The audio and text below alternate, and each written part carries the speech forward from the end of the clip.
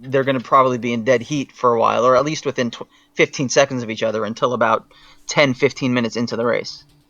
Yep. Oh, it looks like they're getting started here. So, whenever you want to give us a sync on the times, fees. All right. Just a moment.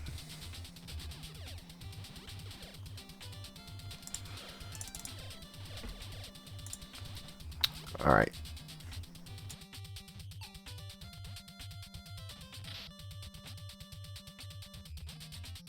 19, 20, 21. Yep. Nice. Good This to is my go. first time doing it, so I'm going to try to get it right Yep. this first time. So making our way to use this new program too. No, go ahead, guys. Sorry. making our way to the boss area 1 here. So each of these, there's 8 areas to the game. Each area has a side-scrolling section with the tank. Sometimes it has places where you got to get out of the tank and move around with Jason. Jason can swim, Jason can walk. He can't fall very far. He's a very fragile creature, but we will see Jason getting killed a lot in this run. And then eventually you make your way to one of these boss rooms, and you always go in on foot, can't take the tank into the boss, and you do an overhead area and fight a boss. And that's the formula. You end up getting an item that lets you reach some other area. This is technically a Metroidvania style game in that you find items which increase the things that your tank can do to the point where you can reach stuff that you could maybe see before but couldn't get to, which is sort of the staple of a Metroidvania type game. So you gradually expand your movement capabilities as you go. And that's generally the what you're going to see through this whole run here, if you've never watched Blaster Master before.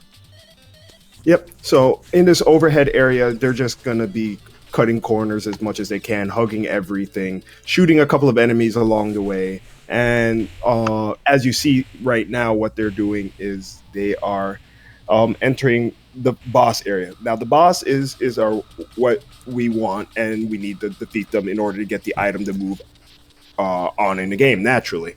So looks like that was a clean mother brain fight from both of these guys, and they're gonna end up getting the hyper augmentation for the tank. The hyper augmentation just powers up our shots. You'll see that once they get back in the tank that the shots will actually change a little bit. And what this lets us do is progress to the next area in the game. Right, yeah, there's a creature up ahead, a little mini boss up ahead that you can kill only if you have the hyper beam, so that's why we had to do all that. So far we don't know of a way to skip this, but there are a lot of sequence breaks and out of bounds that you can do, so there's some potential to somehow eventually get past that wall face that you saw those guys just blast through. That's what you need hyper for. Then we won't have to play the Area 1 boss anymore, because who likes swimming all the way over there and back? I like Metroids, though. Yeah, the little swimming Metroids. Well, here we are in Area 2. Area 2 we'll see a lot of because the levels in this game, they're not linear. They're sort of interconnected in a certain pattern, and most of them seem to go through Area 2. Area 2 is sort of a hub for other areas, so we'll be back and forth through here a couple times. So as you see on both these players' screens, they're diving around the corners, not actually really hugging them. They want to dive around them to preserve the momentum. It saves literally frames, but over the course of the run, well, we're jumping a lot and hugging a lot of corners. Also, if you notice, when they're going through the screen transitions, they're pausing it. They're skipping the actual transition of the screen between the areas so that they save, once again, frames. It's a lot of minor time savings. Though it sounds like it's just frames that they're saving, over the course of the run, it's literally seconds. Yeah. Not even maybe just minutes. Maybe minutes. Well, I don't know. I don't think that the door pausing alone is going to do that, but obviously really clean movement can add up to huge amounts of time. But in these sections especially, it's a lot of going left then going right. It's not just like a hold right and jump kind of thing. You're all over the place in terms of direction. And so when you see these guys just narrowly avoiding the corners and not bumping the edge of the platform as they come up onto it, or not overshooting, stuff like that adds up, and that's how you can really tell who's really put the work into optimizing their movements once you see them in Area 2. Yep. I like to refer to Area 2 as the lag reduction area. Movement is very important, but the most important thing is actually reducing the amount of lag. The typical time through area 2 is about a 240. Once you start getting to the higher levels, you might actually even knock it down to about a 235, even a 230 if you're on a really, really good pace. So as you see, these guys are just working their way through the boss area in area 2, and we will come up to an area where you actually have an option to take an intentional death, which will come in handy later, but it doesn't look like our players are going to be doing that. And UraniumAnchor comes up to Mr. Grabby, as Fiesel likes to call him. Yep, doing a grenade pause technique here. The idea is you want to pause the game while the grenade is contacting the boss, and the game doesn't actually check. It doesn't, let me see, how do you put it? It runs down the iframes of the boss while the boss is paused, basically. It does not, like, wait for your grenade to finish exploding and then, wait for you to throw the next one. You can just keep hitting it every single frame while that grenade's exploding. Right. So nice and easy. Both players managed to get through this. And what we pick up here is it's not the hyper, it's the crusher. The crusher beam. Yep. What the crusher beam allows us to do is, you saw those weird looking Tetris-like blocks in some of the areas. Those are now breakable. So we can go ahead and shoot through those and do some shortcut work. Yeah, UA already pulling pretty far ahead. He's, I'd say, about 15 seconds ahead of Pup at this point, almost into Area 3. So yeah, it's just some optimized movement. I don't think that they had significantly different boss areas as far as that went. So mostly just movement optimization. Yep, it's looking pretty good right now for both these players. No real major mess ups. No one's been taking a lava bath or anything. So it's safe to say that they're doing relatively well with their skill levels. Oh, UA got a despawn there. One of the ceiling droppers that normally causes a lot of lag in that room that he just went through. You can sometimes despawn him based on what's on the screen when you exit the previous room. So because, like, while you're doing this transition, stuff from both screens is spawned at the same time, having a lot of stuff on one screen will despawn stuff from the next screen. And a great vertical room there, a great gumball room from UraniumAnchor with those missile shots. Good shot. See if Pup can do it. These are tricky rooms. Yeah, I see. This is hard to get right, and you take so much damage. He's got to be super cautious now. Yep. These gumball machines, the little balls that they drop out do 2 bars of damage, roughly 2 bars of damage. So your invincibility frames don't actually last that long, so you can find yourself taking 4 to 6 bars of damage very quickly, and you actually need the life to get through some of these areas. Like you see in UA, that's one of the little damages that you really can't avoid, but yep, he seems to be getting through all right. Pup is a little low on life, but he should be all right coming through this area. Yeah, you have to take a little bit of mandatory damage here if you don't want to slow down, but I think as long as Pup, yeah, there's the other one, but as long as he doesn't get any bad sign flyers, I think he'll be okay on health. But he's really gonna have to watch. Oh man, that sign flare! Man. Just as I said that, of course. Yep. This room is as you see. Okay, sorry, but just wanted to point out to the user or the users, to the monsters or the viewers, that it looked like he had no life, but what it does is he had a fraction of a bar left over, so he was still alive, just not in a very happy place. Some of the enemies do like half a bar of damage to the tank and to Jason. Right, so yeah, you can be on 0, but you've technically got between 0 and 1 boxes of health. It just rounds down when it displays. Right. So in the boss area 3, what we're going to see is a little abuse of that, actually, to take a quick death. Right. Back, guy. Sorry that I was away for a little while. Anyway, go on. No problem. No, not a problem. Yeah, so taking intentional deaths is something you're going to see all over the place. Because we're using intentional game overs to warp back to the beginning of the area, in a bunch of places in this run, we have to burn off 3 lives every time. So anytime players can find a quick place to die right near a respawn point, which is basically any door transition. They'll do that. And any place where you want to like get your health refilled, say for a boss, which is what these guys are about to face right here, UraniumAnchor is going to take a death right there to get full health for boss number 3. So these guys are doing that not only to get their health back, but also to save time, because after this boss is over, they're going to be taking intentional game over, so you got to get rid of those lives anyway. Yep, and we are at the boss named Photophage now. So, as you see, he's a bunch of squares, and it looks like he's teleporting, but these are just different aspects of the boss. So, you're running around killing them, and if they get to certain positions, they will freeze, but you won't get to see it because UraniumAnchor did that very nicely. Perfectly. Yeah. Yep. And what do we have? About a 20-30 second difference between the two? 30 seconds at this point, I would say. 30 seconds. Pup just about to start the boss. He doesn't want to let one of these get away from him, or else it's going to go inactive and it's going to screw the whole pattern up. That's a cool opening there that he did. Do you see the way he just stayed on that one line? Oh, he missed one already. Yeah, that's actually the Between method the two. that I use on it now. If you do it that way, it saves a little bit of maneuvering around. It doesn't really save a lot of time, but it's working out for Pup because he's on gold splits right now, actually. You're talking about lining up between the two horizontal lines in which the photophage spawns? Yeah, between the top 2 spawn spots, Right. you're lining up on that row. Right. As opposed to either doing it from the left or from below, is what you're saying? Yeah, I start out from below and then go up and then to the right, but he did it all from one position, which I kind of like. Right.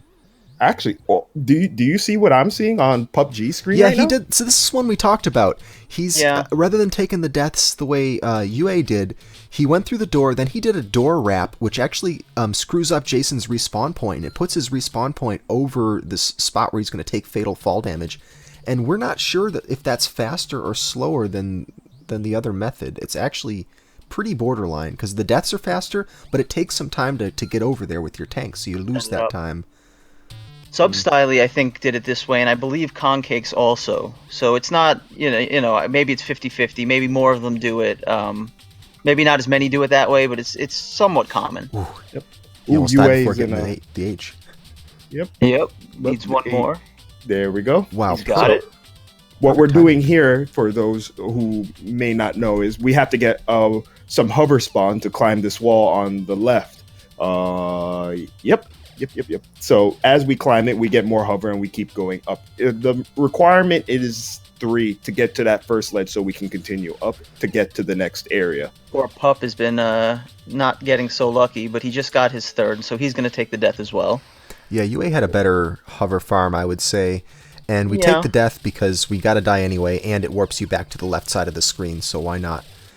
Interestingly, did you notice UA was doing the vertical shot here? He didn't actually have to make any shots. None of the golems jumped, but he was angling up with his gun. It's a bit riskier to do the vertical shot rather than horizontal like what Pup did there.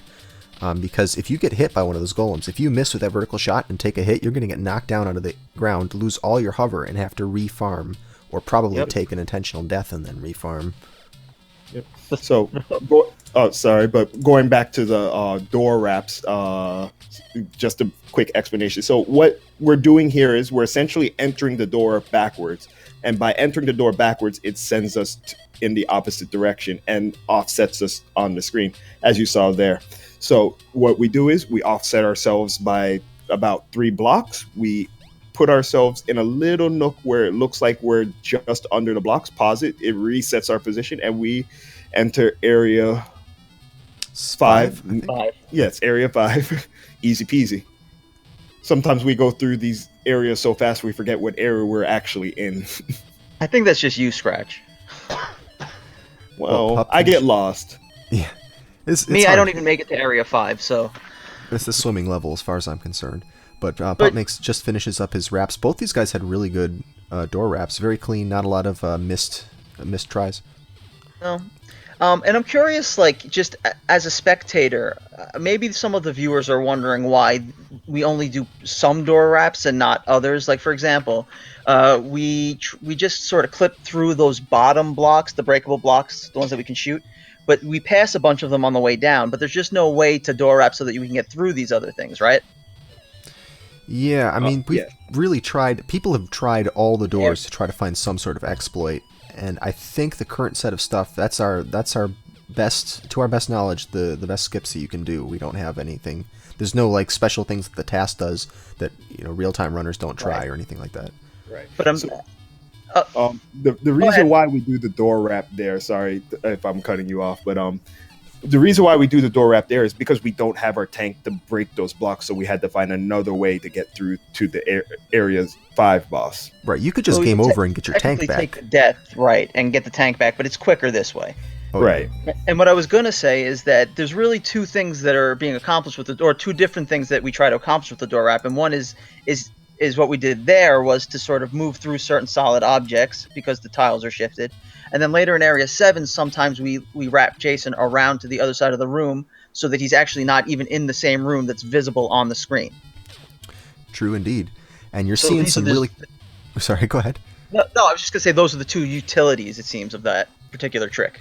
Oh yeah, definitely. And we'll see even more of this, and we can obviously talk a bit more about that when we get to Area 7 for sure. So right here, what we just saw UA do, and Pup's about to do, he wants to pause the game while the screen is fading out and the boss is appearing. So he's trying for the pause.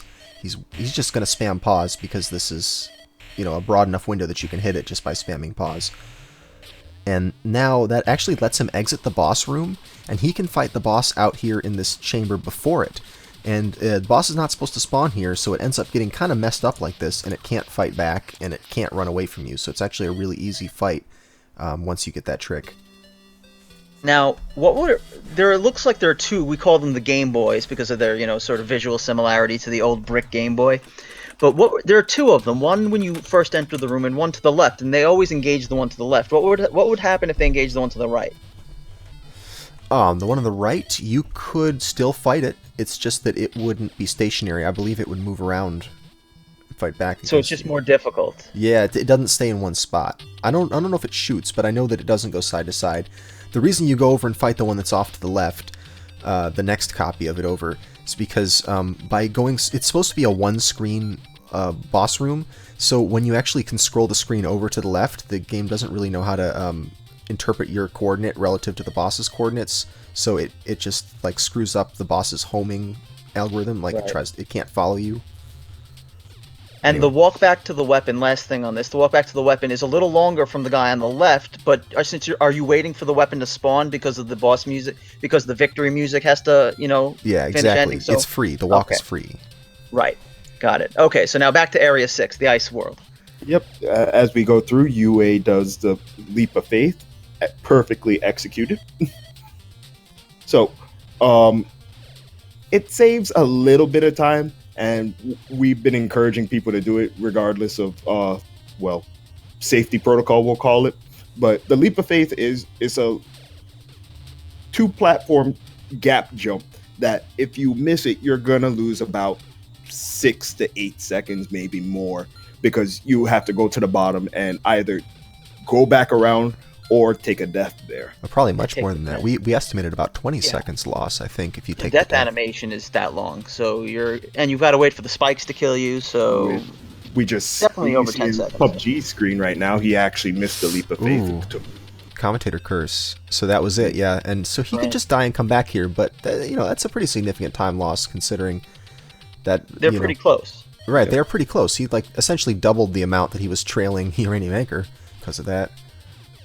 And a sort of extra psychological stressor in this stage is that each one has to probably be monitoring what their opponent's doing because they need to decide whether or not they're going to do the skips on the next level. There's two parts to the skip, one which some runners consider more difficult than the other, but usually they all go for the second one, but it's the first one that they're going to have to decide upon, and it depends on how close they are when they exit Area 6. Yep. Right. UA, I didn't see if he took any intentional deaths here. I didn't see This is another spot where we're going to do a game over. Oh, did I see lightning? You did see lightning. Wow. Oh, Pup used lightning? I did. Pup used lightning. He used it on the one you would use the homing missile on, actually. Did he hit it? I didn't see it. A lightning sighting. Mm-hmm. It's hard to hit stuff with lightning because it's random the way its trajectory is. But it's one of two trajectories, isn't it? Like southwest, southeast? I think so, but I'm not sure. Oh, he just shot another thing with it. He just shot a little fly with it. too. I Yeah, know some. that one was actually pretty clean because all he was doing was landing on top of it, and the lightning will always Yeah. spawn from the same under part of the tank, actually. Sure, you don't So need if you're to do close that. enough, yeah. Yeah, if you're like right on top of it, it makes sense to use it. But then you have to go to this, the pause screen and switch it, which probably takes more time than it's worth to just use other items. Right. Whoa, look actually, at UA doing another cool intentional death there. That's a cool way to do it. We're not sure if that's faster than just dying on the spikes. I tend to think that it's not, but that is cool. But yeah, I think you're about to say that actually it doesn't cost you time to switch to lightning, does it? right, it actually saves you a little time because you have to switch one less instead of going to the homing missiles. It doesn't wrap around from left to right if you're switching weapons? No, but you apparently can switch one for free. You can switch one notch for free every time you go through a door if you do it right. Okay. So I see. I was wrong about this when I commentated on it last night. Yeah, I last thought that night it I was think- one frame yeah, minimum that you had to stay in the menu extra, like one extra frame to stay in the menu to make that change. But no, apparently, if you just do your normal DAR pausing while you're holding the direction on the D-pad, you get one of them for free. Okay. Well, then it doesn't matter since you can wrap from left to right and there's only 3 weapons. You can switch to whatever you can't want wrap, for free no anytime. wrapping. There is no wrapping? No. There is no wrapping. Okay. Got it. All right, so UA coming back to Area 1 again. I hope you guys like this, and he's taking the jump down. So now we have to go back to Area 1 to Area 2 to get to Area 7. And we suspect because he didn't get that glowing H that was to the at the left side of the right side of the wall, He's going to go that for he's both? going to what? Go for both skips, it looks like. Yeah. I know he knows how to do it because he was showing a 31 on his screen before this started, and you can't get a 31 if you don't do both skips. I'm not making any call because every time one of these racers always wants to fake me out. Technically I was you could gonna get a say the same. 31, without doing the first skip. Come to think of it, you could do that, but it would be it would I require mean- some pretty high level execution. One or two people can do it. Like Scav's time, if you were to add to it the time for not doing 45 skip, seconds. yeah, I mean it still would be under 31, but I don't Yeah. know. That's a tall order. In all Who was it? likelihood, anybody who's scoring this is doing everything they possibly can to shave time off. Right. Right. So And who Pup was it? getting the I H, Love by the way. Mario that got the sub 31 in the English version, doing one skip. Mm-hmm. Mm-hmm. Yeah, that's his run. It's pretty amazing to watch. We're talking about the bounce into the room skip. Yeah. That's so much more difficult. Yeah, I saw Scab. He was on world record pace and he was doing that skip. Yeah, He Scab had did it better too. nerves than me. Mm-hmm. Yeah. But- Now we didn't get a zombie here, but we'll probably talk more about that in the second race. Should it occur, or even if it shouldn't occur, we probably should mention Hopefully it. it That the won't area's occur, supposed to but be I very feel cute. like we probably will see it. Right there we saw UA had to go all the way up to the ceiling instead of using a little hover to cut that corner. That's one of the disadvantages of not getting the flashing hover. In fact, you're losing a little time because of that. So you almost want to get it regardless, but it's slightly faster to skip it if you don't plan to need it in Area 7, which I think UA is just going to go straight left, and Nope, He's he's not. going to go to the right. why did he skip that hover then? It's like Dinah was saying. He might be actually watching Pup playing on another screen, so he thinks he might be far enough ahead where he could just go through this and not actually risk the soft lock. It must And- be that, yeah. And for like the viewers who are like, well, why don't they do it anyway? Because it's not easy, and there's the chance of soft locking, and it's sort of technical. You got to memorize a bunch of inputs, and I don't know. What would you say your guy's success rate is for performing that first skip? Enough that it's not always worth it, right? I'm 75% on it, I'd say. I'm a bit lower. I might be like 60, in the 60s. All right, and if you fail, it depends what part you fail at, but you Right. could potentially soft lock at worst, and at best, there's Mr. Pup doing a little hover. At best, you could continue Restart, and right? restart at the beginning of the area, but still a terrible time loss. So generally, what players do is if they're far enough ahead that they don't need to do the skip, then they don't. And right now, Pup, if he wants any chance of winning, is going to have to go for it if he knows how to do it. But I he's don't not believe going he's to do gonna it. go. He's not. So Nope. yeah, So he's basically putting his eggs in the UA must mess up basket. Exactly, that's Right. right. Because he could have maybe closed the gap without an error from UA if he had done the other thing. It would have been tight. He would have had to really nail it. But now he has to wait for UA to screw up if he's going to win. Well, You're if still no go UA ahead. is going to go for this skip naturally. So, if UA didn't go for this skip and Pup did go for it, he might have cut it down to about a 15 to a 20-second lead. Right. I but- think it'd be closer even maybe. This is not as lucrative as the other skip, though. So, he was trying to do the safety method, but he ended up hitting that turret. So I don't know And if he's he's got enough. He's still got enough. no. But the idea is to have enough that you don't even need to take the intentional death take the once death you in get there. into here. Yeah. Yes. Got it. So that's why he didn't want to touch that turret. Otherwise, he could have done that first turret fall a little bit better. And Right. yeah, UA was going to try to go for it, but I don't think he would have had enough health to make it past the second skip, even if he had done it.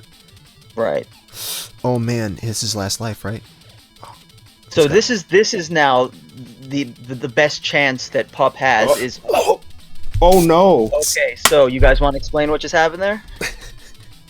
Actually, we might need to explain two things that just happened there because it looked like he soft He locked. did. Oh my god, he must have hit start. Oh He yeah, did. this Oh is my the second God, so time you this can't- tournament. What he did is he pressed the start button on the exact same frame that he game over, that the game over was happening, and that's the game is broken. It's tell him to Does he know reset. the rules that he can just reset? Someone should tell him. I did. Okay. Yeah, this is just one of the many ways this game can soft lock on you. You just paused on the one frame right before the game over screen popped up, and people will do this because they start mashing the pause button in anticipation of the game over screen, so they can move on with it. And we've had this happen to like 3 people in this tournament. And we're talking about a half sec. Well, Pup Oh actually no! didn't make the Pup jump, so just he's in soft lock soft lock himself, too. also. Yeah, he was going for the 3 wrap and he forgot to jump. So this is going to be interesting now. They're almost if UA knows they're almost in identical positions now, right? But it doesn't look like he's restarting. Beazle, you told him that he was still in it? Oh yeah. Okay, so where UA, a lot of stuff just happened. So let's start with where UA was With the lava having some skips. problems with the lava skip. So what happens is when you're taking damage, the lava isn't a pit while you're invulnerable. So while you're taking damage, you can actually just walk over it for a very brief amount of time. During that time, UA was taking damage, but he didn't actually get all the way through the lava, so he just fell in and took a death. And what he did that, and it happened twice, and he was out of lives. So he was pushing start very quickly, and unfortunately a little bit too soon, and he ended up soft locking the game. Because if you press start, as Fiesel said, at a very specific time before the start menu, or before the continue menu comes up, you will soft lock the game, and the game just doesn't know what to do with you. And just a quick note, UA hit the power button, so he'd have to start from the very beginning. And that's why he's not going any. That's why he's not. He's just going to wait for Pup to finish it off, and then. Well, I don't think he knows that if he hits the reset button, he actually keeps all his power up, so he would just be able to go through. But if you hit the power button, turn it off and on, and I don't then think he hit the power button, did he? I was just looking through chat, and I think that's what Dragoon was saying. So Oh no. right. Okay, so yes, I see. Yeah, I see where Dragoon was saying that. That's rough. Yeah. I mean, I don't know whether it was accidental or whether it was just he thought like I'm done for because he saw where Pup was. At the very least, it's sort of a cautionary tale, never to sort of give up, because this is the stuff that's happened in multiple races. You're fighting the soft lock just as much as you're fighting any of the enemies or bosses or whatever. And we have 2 good racers, and they both soft locked in different spots, so it's gonna happen.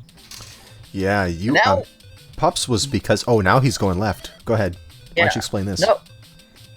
So do you guys want to explain this? How he's gonna wrap 6 times, and he's gonna wrap 6 times, and then as he's gonna crawl towards the hover bar at the top of the screen. Oh, I mean, when we Okay. get there, we'll Hang on.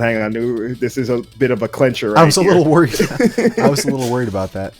Yeah, that flyer would have ruined everything. Yeah. So, yeah, as Dino was saying, he's going to wrap 6 times, which the first 5 wraps are, I would say they're arguably free. They're as hard as any wrap in the game, which is either hard or easy depending on how good you are at it. Right. But the 6th wrap, you actually end up on the left side of the screen, which makes it a little hard. So now what he's going to do is he's going to crouch here, and he's going to bounce, and there he goes. And he got the good RNG. So now he's going to press start, reset, and then he's going to jump down to... he should have This done is the not safe what he method. wanted. he This is bonked not a his soft head. lock, though, so he can actually do this again. At this point, he's going to say forget it and just move on. Yep. But the nice part about dying there is you don't have your respawn point all screwed up, so you can actually come back and bounds normally. Right. So, back to what I was saying. The first 5 are free because if you end up going through the door like he did by accident on a couple of his screen wraps, you could just walk back through the door. But on the 6th wrap, if you try to go back through the door, you will soft lock the game. In this race again. Right. So, by no means is this free because if he ends up soft locking and he just gets frustrated and decides to give up, I believe that's just a tie, so we would have to restart game 1. Yeah, if they both forfeit, we would restart game 1. But at this point, he doesn't have to do any more skips. He can just do this normally. I mean, he could end up failing the lava skip, but trying for the lava skip and failing it a couple times, like what. Yeah.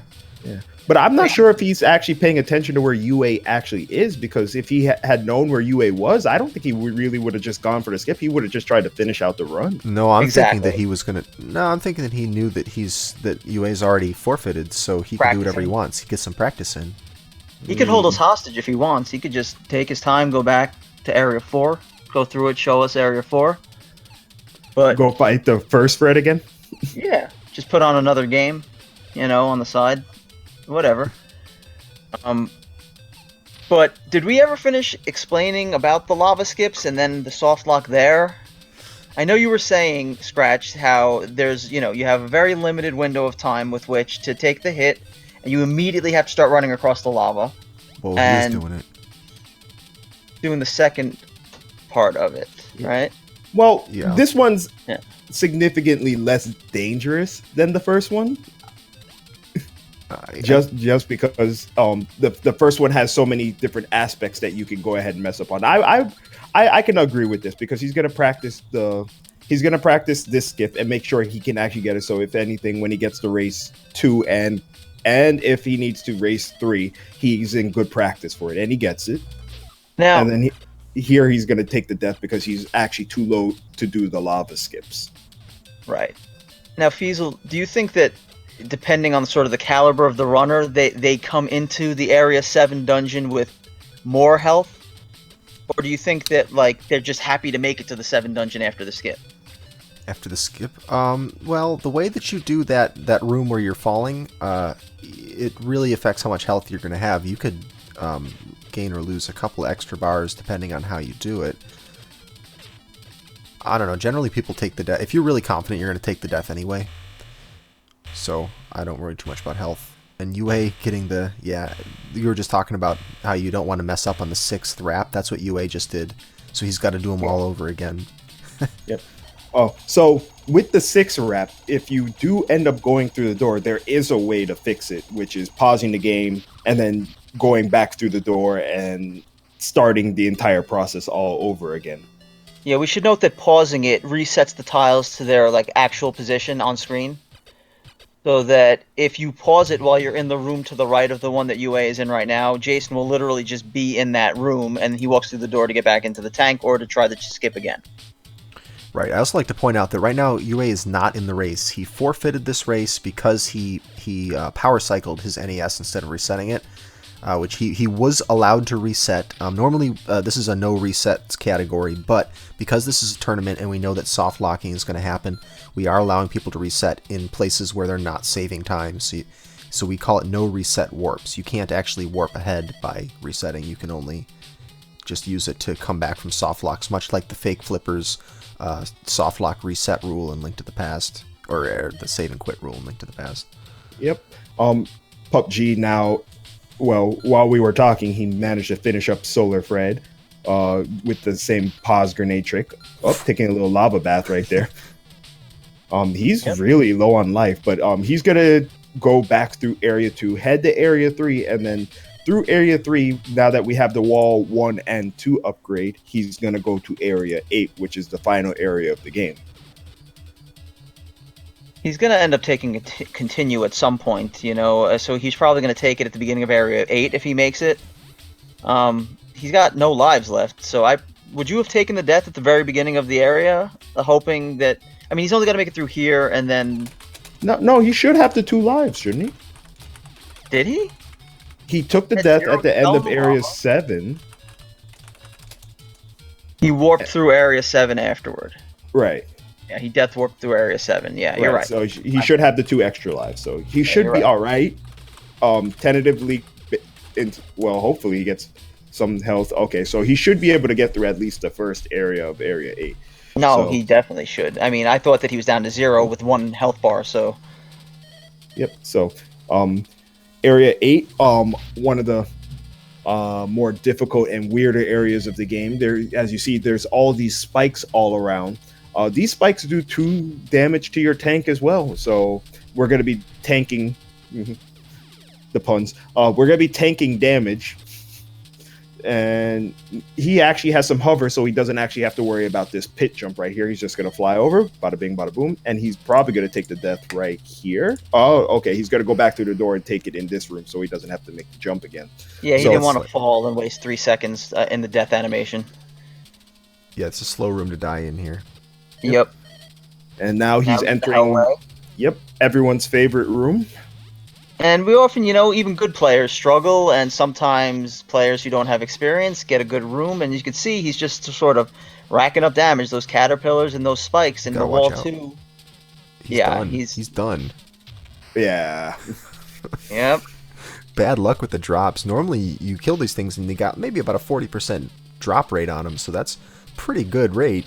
Considering well, he had a little parade going of caterpillars behind him, which is why it was also slowing down so much. Yep. Now, you guys want to explain why the Wall 2 is not your ally in this room, or... Oh, gosh. Another... Okay, so Wall 2, it lets you go on ceilings. The point of it is that you can go onto ceilings. That's what Wall 2 does. But it also has the weird effect where it'll, like right there, what he does, and when you hit the edge of a ledge, when you walk up to the edge of a ledge, it'll actually push you down the face of the cliff. So, like right there, he just accidentally did it because he got too close to the edge. And this happens not when you're, like, right about to go off, but it happens, like, half a tank length before you hit the edge. And you have to just sort of know to get a feel for how close you are to the ledge before it will do that. And so it's just a real pain in the butt because they design these levels, this level in particular, so that there's all these spikes that'll appear when you accidentally get too close to the edge. And so right now Pup is trying to circumvent that by doing jumps in order to jump over the spot that normally triggers the Wall 2 to activate. And you notice there are a lot of stair-like sort of surfaces here. This way you really don't have much control other than to just jump off these platforms into like a pool of enemies. So there's a lot of opportunity for the Wall 2 to work against you in this stage. They were pretty good about, you know, using its counterintuitive, you know, sort of operations against the player here. Yep. Well, Greenleaf would be throwing out some lore right now. So in Area 8, we actually have 2 bosses that we need to defeat. So the original way, or in the original programming, ooh, Mr. Pup taking a death right there. But the original programming, there was an upgrade that we could get from one of the bosses. That upgrade was for the tank, so we would not take damage going through spikes. But for some unknown reason, they decided that didn't need to be put in the game. Right, these spikes aren't supposed to be doing any damage to you, because by now you would have had the spike shield upgrade, so you know, they just made it a little bit harder just for the sake of not having to write in an extra level. Right. Yeah, I think we're probably agreed it's laziness or parsimony that caused them not to put it in. I mean, they programmed it, but maybe it would have been an extra day of work or something, and Christmas was coming. Who knows? Right, they're budgeted for this many days and this many dollars, so that's exactly how it ends up. Well, Probably this had was two guys working, 15-hour days. So at that point you got to think to yourself, how long did they have the computer for? Because not everyone had access to the computer all the time. We live in a age of privilege, we'll call it. speak for yourself. Oh, Oh well. final boss happening here. The first form, it's really, we're using the grenade pause trick, different than the other grenade pause where you continue to leave it paused and do damage. Here you're actually pausing and unpausing, and the grenade will do damage before and after each pause, so it's basically 2 hits from each grenade. This is a cool one, the top-down strat. Not a lot of people use this strat for this boss, and it takes a little damage as he switched over. But yeah, as long as you keep damaging this guy at a certain rate, I think we say about 8 presses per second of the A button, will keep it so that he doesn't hurt you even though you're standing on top of him. He just won't deal damage to you if you keep up your mash of the A button. Yep, and Mr. Pup actually finishing up, and that is game 1. I think it's interesting that we see so many different final boss fights. I mean, yes, they're all variations on the same thing, but they're all. I thought that we were going to see everybody go into the upper right, and it hasn't really been that way. Theoretically, the bottom right is a little bit safer, especially if you're not confident in your mashing skills. I know sometimes I'm up there and I'm thinking to myself, why doesn't this end faster? But yeah. Or you can always do it the Shining Dragoon method, which is to glitch that boss and just be full of swag. Isn't his method to soft lock after beating the boss, and then having to restart? I'm not at liberty of speaking about that. Thought I had seen him do that once. I believe so, but I don't remember. So these guys are probably gonna let the credits run, or at least Pup is gonna let the credits run, probably gather himself real quick while UA continues to practice a little bit, and then hopefully in a little bit they'll have the next room up so we can go to game 2. Well, we want to make sure that we credit PGM1 for their sound design. And who else we got here? We got a good dozen people working on this game. Yeah. Yep. So game 1 is done. So I mean, there's PGM F1 for the art design. Yeah. No, you got to give credit. That's like Fishman in Mega Man 2. You got to give credit where credit's due. And I don't remember that. Fishman? I never really looked at the credits when I was a kid. I just beat the game, and then at that point, I probably had to get up and have dinner or something like that. Yeah, no, I hear that. I mean, what I want to know is what's the deal with that dragon on the Sophia, badge that you got there? That's just like, oh, so here's a dragon. It's got nothing to do with the game. There are no dragons in this game. Is that a dragon? I mean, it's a fat dragon with a curly tail. It's an emblem more than anything else. So Sure, but why? Like, you go into outer space, all right? You're the first mission to, like, I don't know, a planet, out there, and you put a dragon on the emblem, or you put like a planet on the emblem. Because dragons are cool on any planet. You? Yeah, right. You say why, cool, we say why not. Yeah, I mean, maybe I'm thinking too inside the box, and you guys are much better lateral thinkers than I am. But I got a question. I don't know whether I should save it for the moment in the game but it goes quick. So my question is this: you know where the gatekeeper is in Area 1? Mm-hmm. All right, good. You've confirmed. Now, above it are these vines, these tendrils, and the graphic. Is it unique to that one room Yes, in the game? I My think question. so. It's what you're seeing on the background image right now, right? Where? The stream background image? The stream. I'm not seeing it. Hold on, let me look. Let me get this thing up. No, but I might not be understanding what you're referring to. Okay, wait, Diesel. what part are you referring to? I'm saying it where the gatekeeper is. So the gatekeeper's face is in like Scav's backgrounds that he made, right? Yeah. Now, above him in the room in Area 1 are these like green, if I'm remembering, sort of S-shaped tendrils, like little tentacles or plants or vines or I whatever. see what you mean. Yes. And I don't know that we see them anywhere else in the game. Yeah, no, this game, you're right. This game is kind of going all out in the first level just to like Yeah. put in a little bit of everything. There's a bunch of stuff that you don't really see again very much. So PGM1 or whatever worked on that for 2 days, but they couldn't put the spike shield in the game. Instead, they Sure. wanted those little tentacles there for the ambiance. Of course. My wife used to work for Activision, and she's claiming, what is it that if you don't meet your launch window, what? You get fired and don't get paid or something? What is it? No, you had take your date. Oh, okay. Yeah, she's saying that they were on a deadline. Apparently, she has intimate knowledge as to the Metafight development cycle. I believe it. Just remember, happy wife is a happy life. She is right. Which one were you? You were Naoki, whatever on the credits. Which one were you in this? I'm not in this one. Oh, you didn't. You Need to weren't in play this a game one. a little bit newer in order to see my name in the credits. Got it. So, are we getting them set up, or is MrPup taking a little break? I think they're in the new race channel, and we're just waiting for them to take a little between race break here.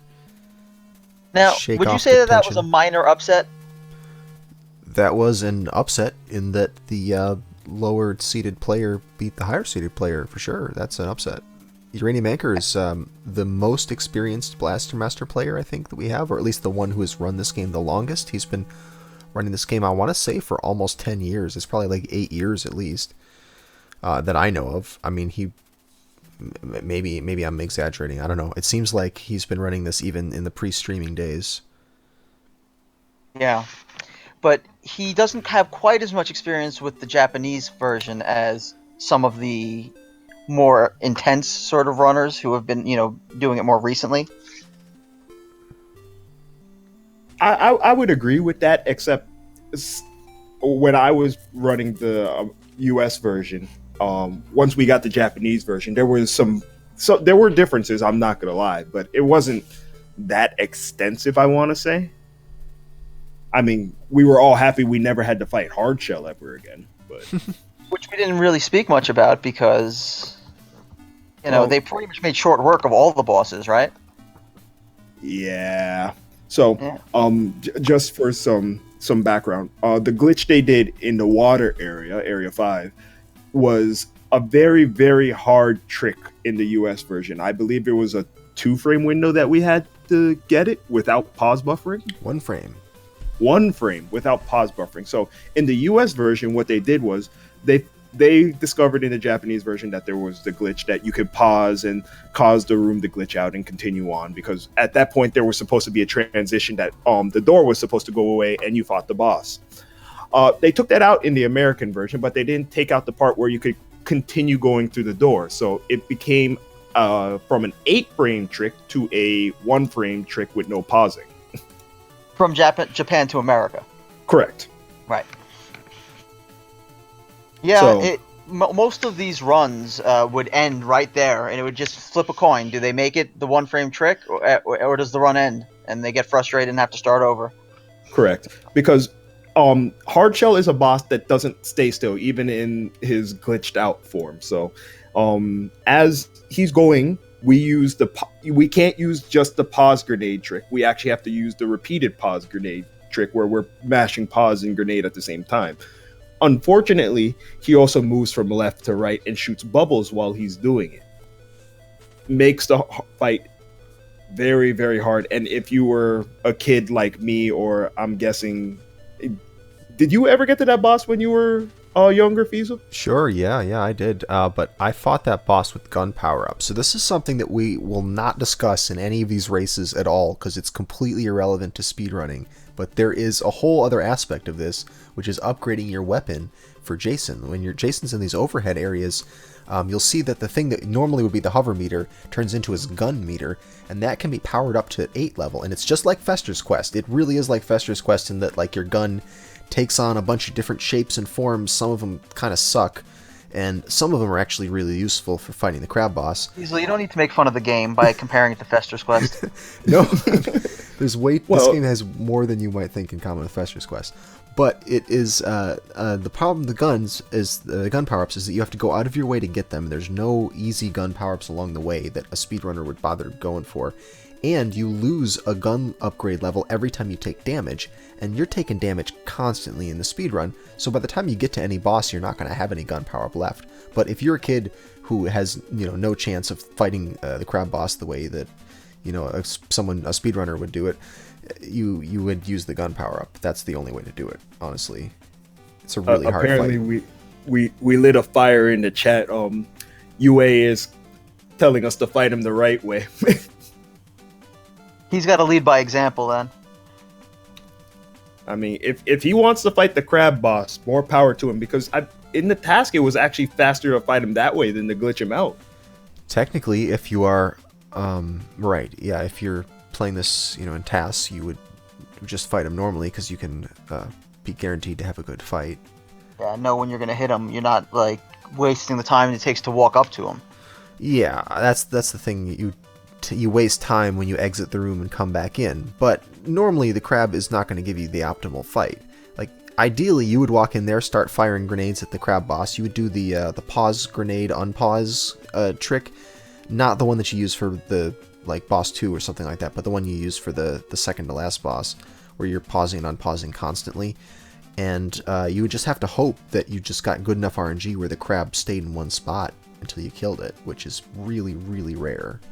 So almost all the fight patterns you're going to get are going to be slower than if you just do the door thing. Yep, and Scavenger putting out there that yes, the task can actually manipulate the crab boss to where he doesn't actually move.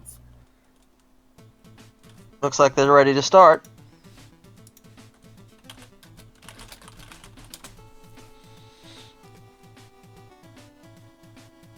Apparently, you were the only person that got the crab glitch in your PB, Fiesel.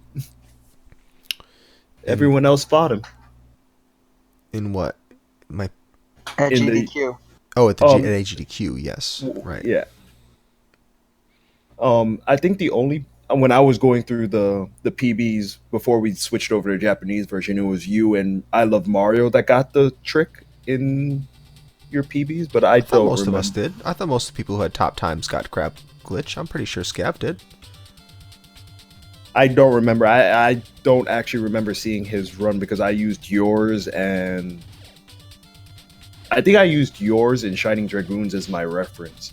But here we go. We're starting off Area 1. So, just to make sure that we're synced up correctly here, Fizo, I'm at 22, 23, 24, 25, 28, 29. There we go. All right. All right, Some so more here we go. of this. Second race. It's always interesting to see whether one of the racers goes up 1 or 2 seconds before the first dungeon to see it's very hard to see where they're saving the time, even though it's just by lag reduction. Right. Well, I think Pup had a much more major setback there than just a little lag reduction. Yeah, UA's it looked like he hit a couple. He hit a couple minute. platforms. Ah. Yeah. You should see these guys going in slightly sub 1 minute going into the boss area, and UA was at 59, Pup was a little over 104 maybe. Yeah, I'm sure he wasn't happy with that.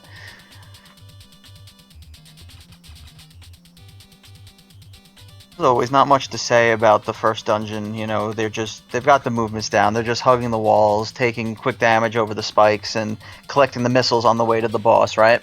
Yeah, this is important. In this room that UA is in here, he's killing 2 of these cyber skulls. There's the second one, and each of those is guaranteed to drop 20 of the triple shot missiles. So we're going to have 40 triple shot missiles to work with, and they're going to get some uses in just miscellaneous spots, places where we're going to take out enemies that would be causing lag. UA having real trouble getting a good pattern out of this boss. He had to move several times. I was going to say.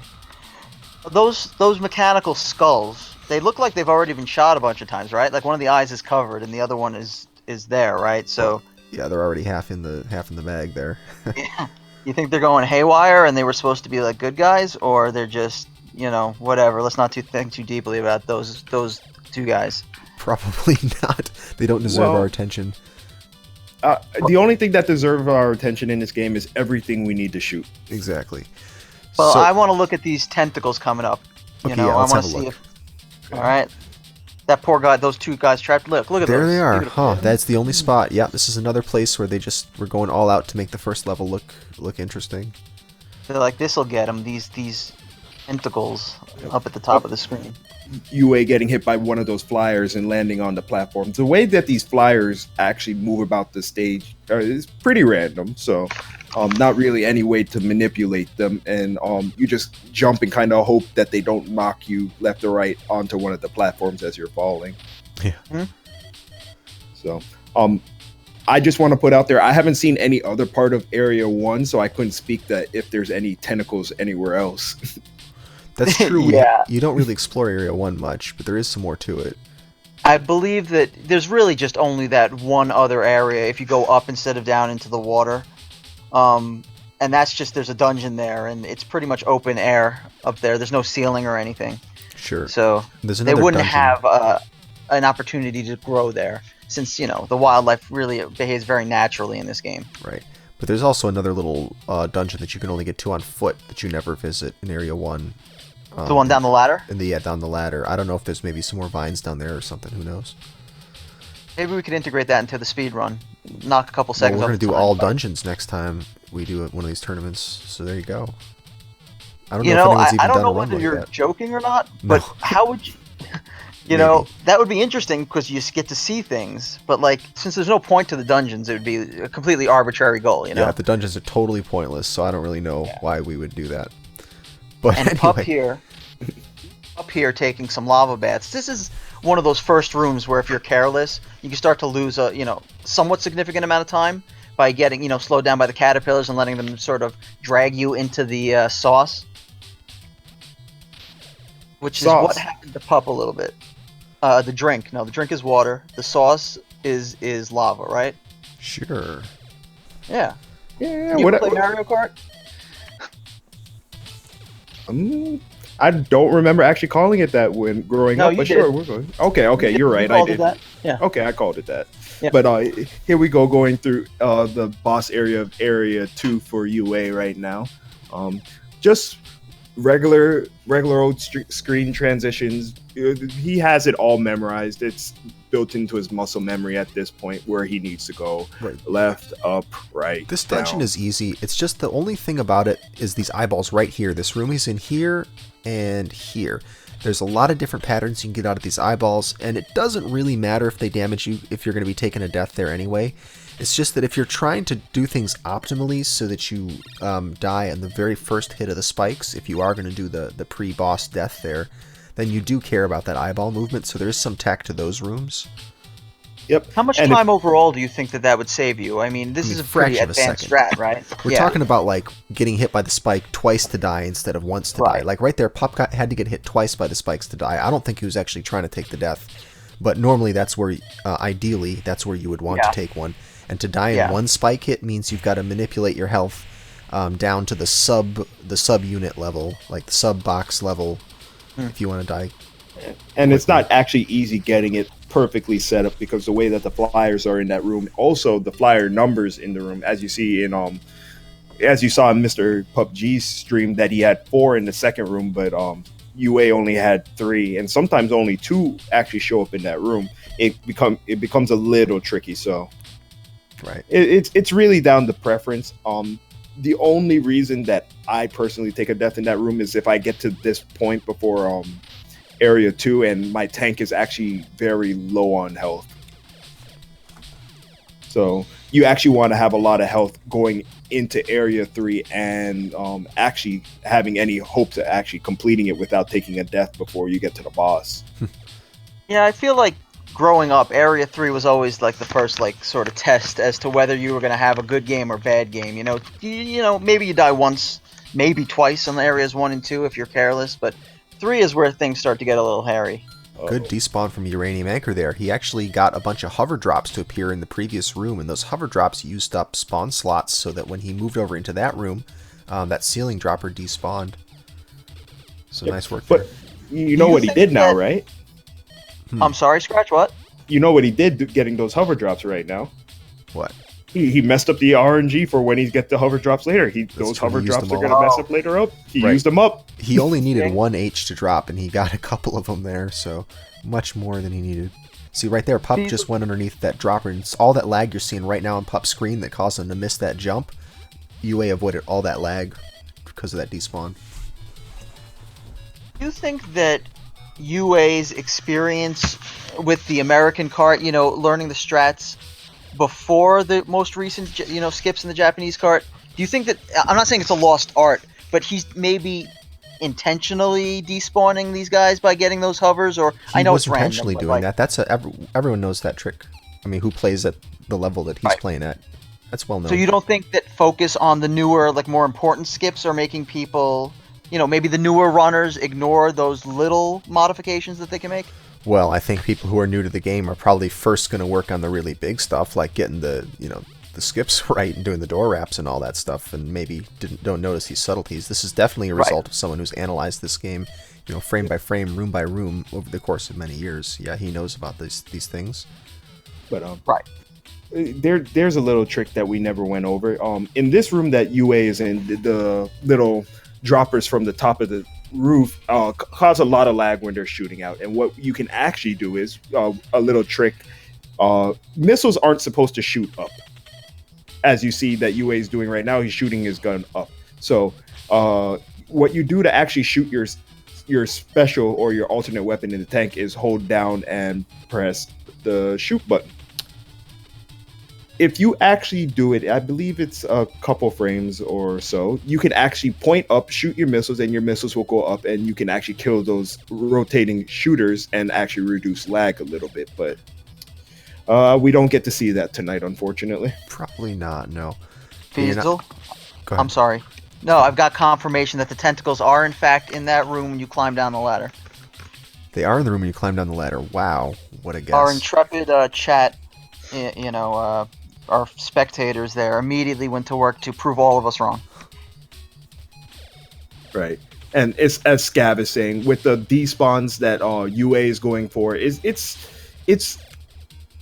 RNG based, because sometimes the flyers don't come down, sometimes they don't drop the H. So if they're there, I guess that the older runners of the game will actually do it, whereas the younger runners, it might just be one of those things that we don't pay attention to. I know I don't, because I'm just thinking, please don't let me die. Let me have a complete run today. Well, No, it just affords them the ability to be more opportunistic should things work out, break in their favor. Right, let's take a the look minor at UA's boss fight here optimizations. real quick, just to make sure he's not going to miss any of these things. He had a perfect fight last time, and again, another perfect fight. So, nice job from UA there. Yep, very seasoned in this photophage fight. How chaotic does it get if you allow, just, hypothetically, all of them to just freeze, and then do you have any control, or do you have any idea which of the photophages will activate? I don't think you can And get say all there of are them. 8 of them. Can I'm you sorry? get all of them at once? I'm not sure if you can get all of them at the same time. You can No, definitely get at least 8 of them. So let's say Right. there's 8. Now, is there any way to know which of the 8 is going to activate next? Do they cycle? It's They yeah, do it's not cycle. random. There's an algorithm. It's a little complicated. Once you get a bunch of them out there, it's a little bit hard to tell, but it should be the same every time. Yeah.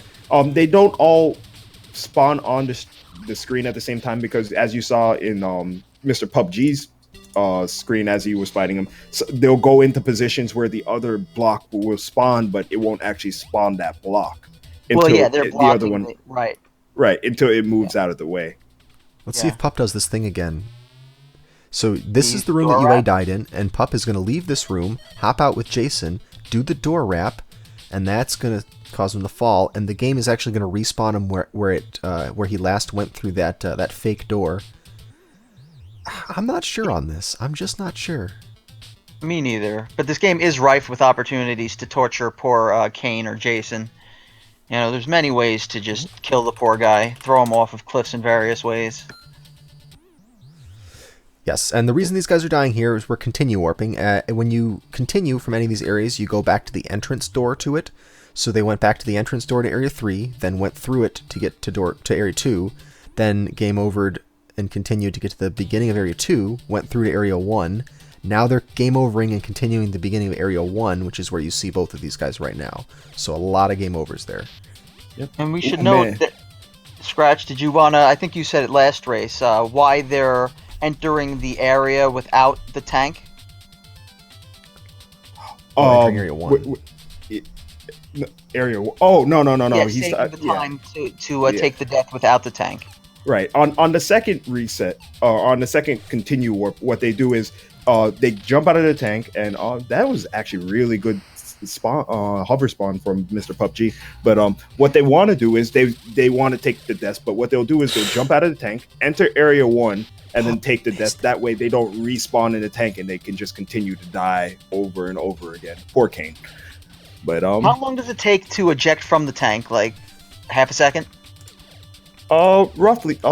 Did I miss something? So he yeah, redoing- MrPupG Yeah, what just missed. happened? He did not manage to get up on his hover, and because he had you fall back down, he had to go and refarm his hovers there. He Oh, he hadn't.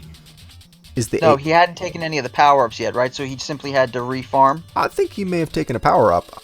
Oh no, he didn't. Okay, Okay. I wasn't sure which one he missed it on. Yeah, it was the first one. Yeah, he missed. Yep. He didn't get up high enough, and he missed his hover. Yeah. He got some really good hover farm the second time too.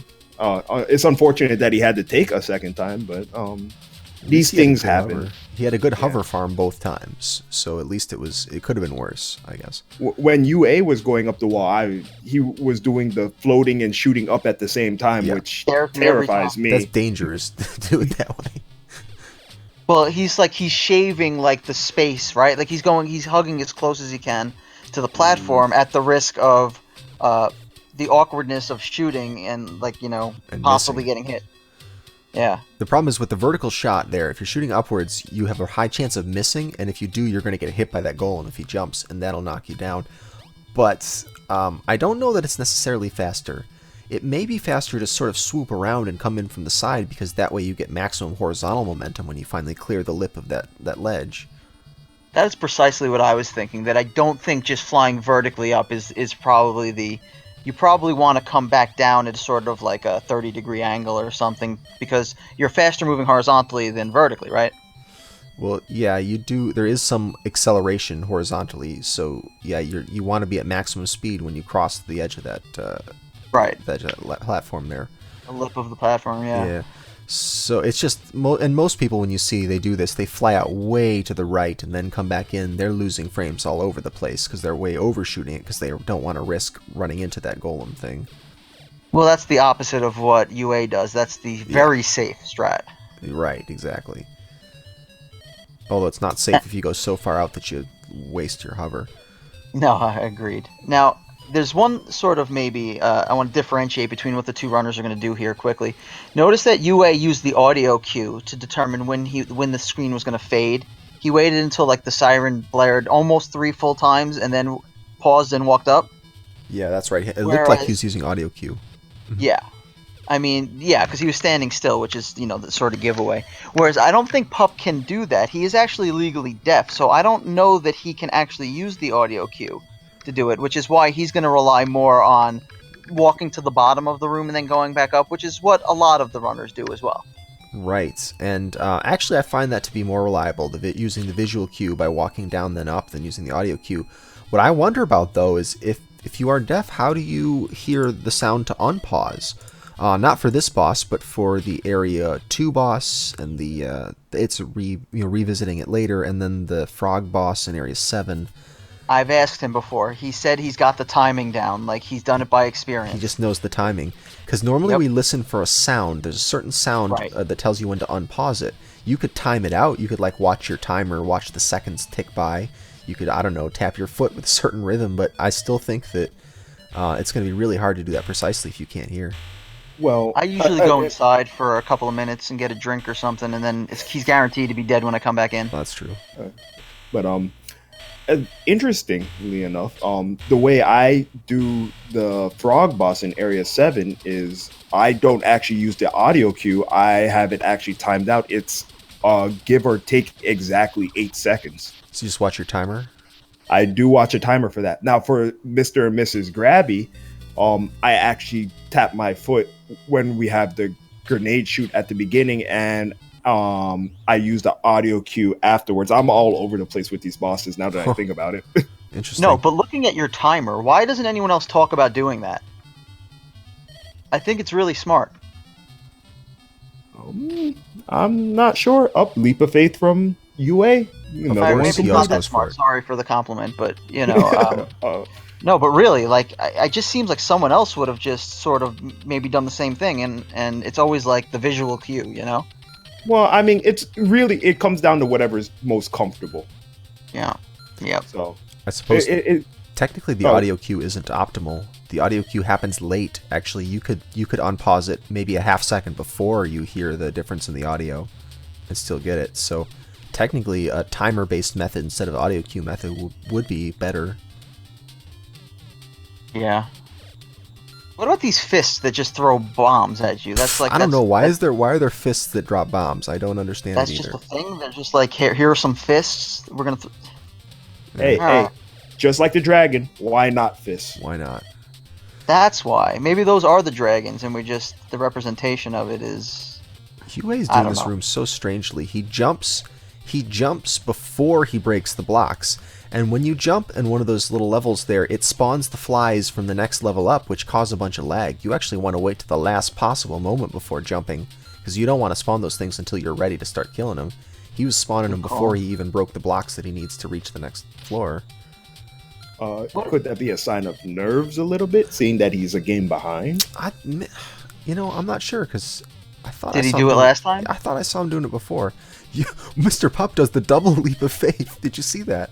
I did see that. That was quite impressive. What did he do?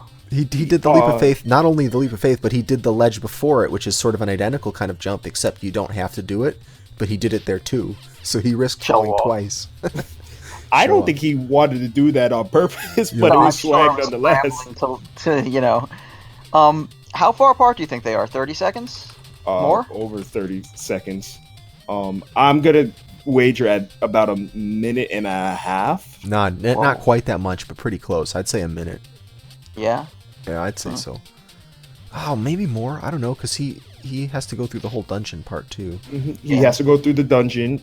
I don't know if UA took a death in the first part of the dungeon, if I remember correctly. Yeah, the first one. He's still got one more to do, I think. So he's probably we're gonna see him come out and do this method. I'm gonna go out on a limb and say that this is definitely not faster if Jason has taken any amount of damage. Now, if Jason has not taken any damage, if he's at full health, maybe this could be faster than dying on the spikes in the boss room. But I don't agree with the first death that he took. Right. I would wager to say if you're at full life, you're probably saving maybe half a second to a second. I'm not sure We're it's all even agreed, that. though, Really, if you have any damage, you might as well just, We got to explore this a little bit, because this is a question we keep going back and forth on, I think. Yep. UA taking his death so he can go ahead and get back through the key door that we don't have the key to.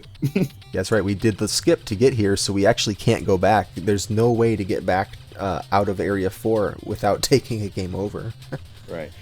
As an interesting note, in the US version, where you see that in this version that there's just a little ladder, the US version actually has a bunch of platforms there that you're supposed to get the key, climb up a ladder, go through the platforms, come down and unlock the other side so you can get your tank back. There are no platforms in the Japanese version. You're expected to jump and land on that one piece of ladder. You needed the strategy guide to figure it out. I had Nintendo Power personally, but... Tips straight from the pros. Exactly.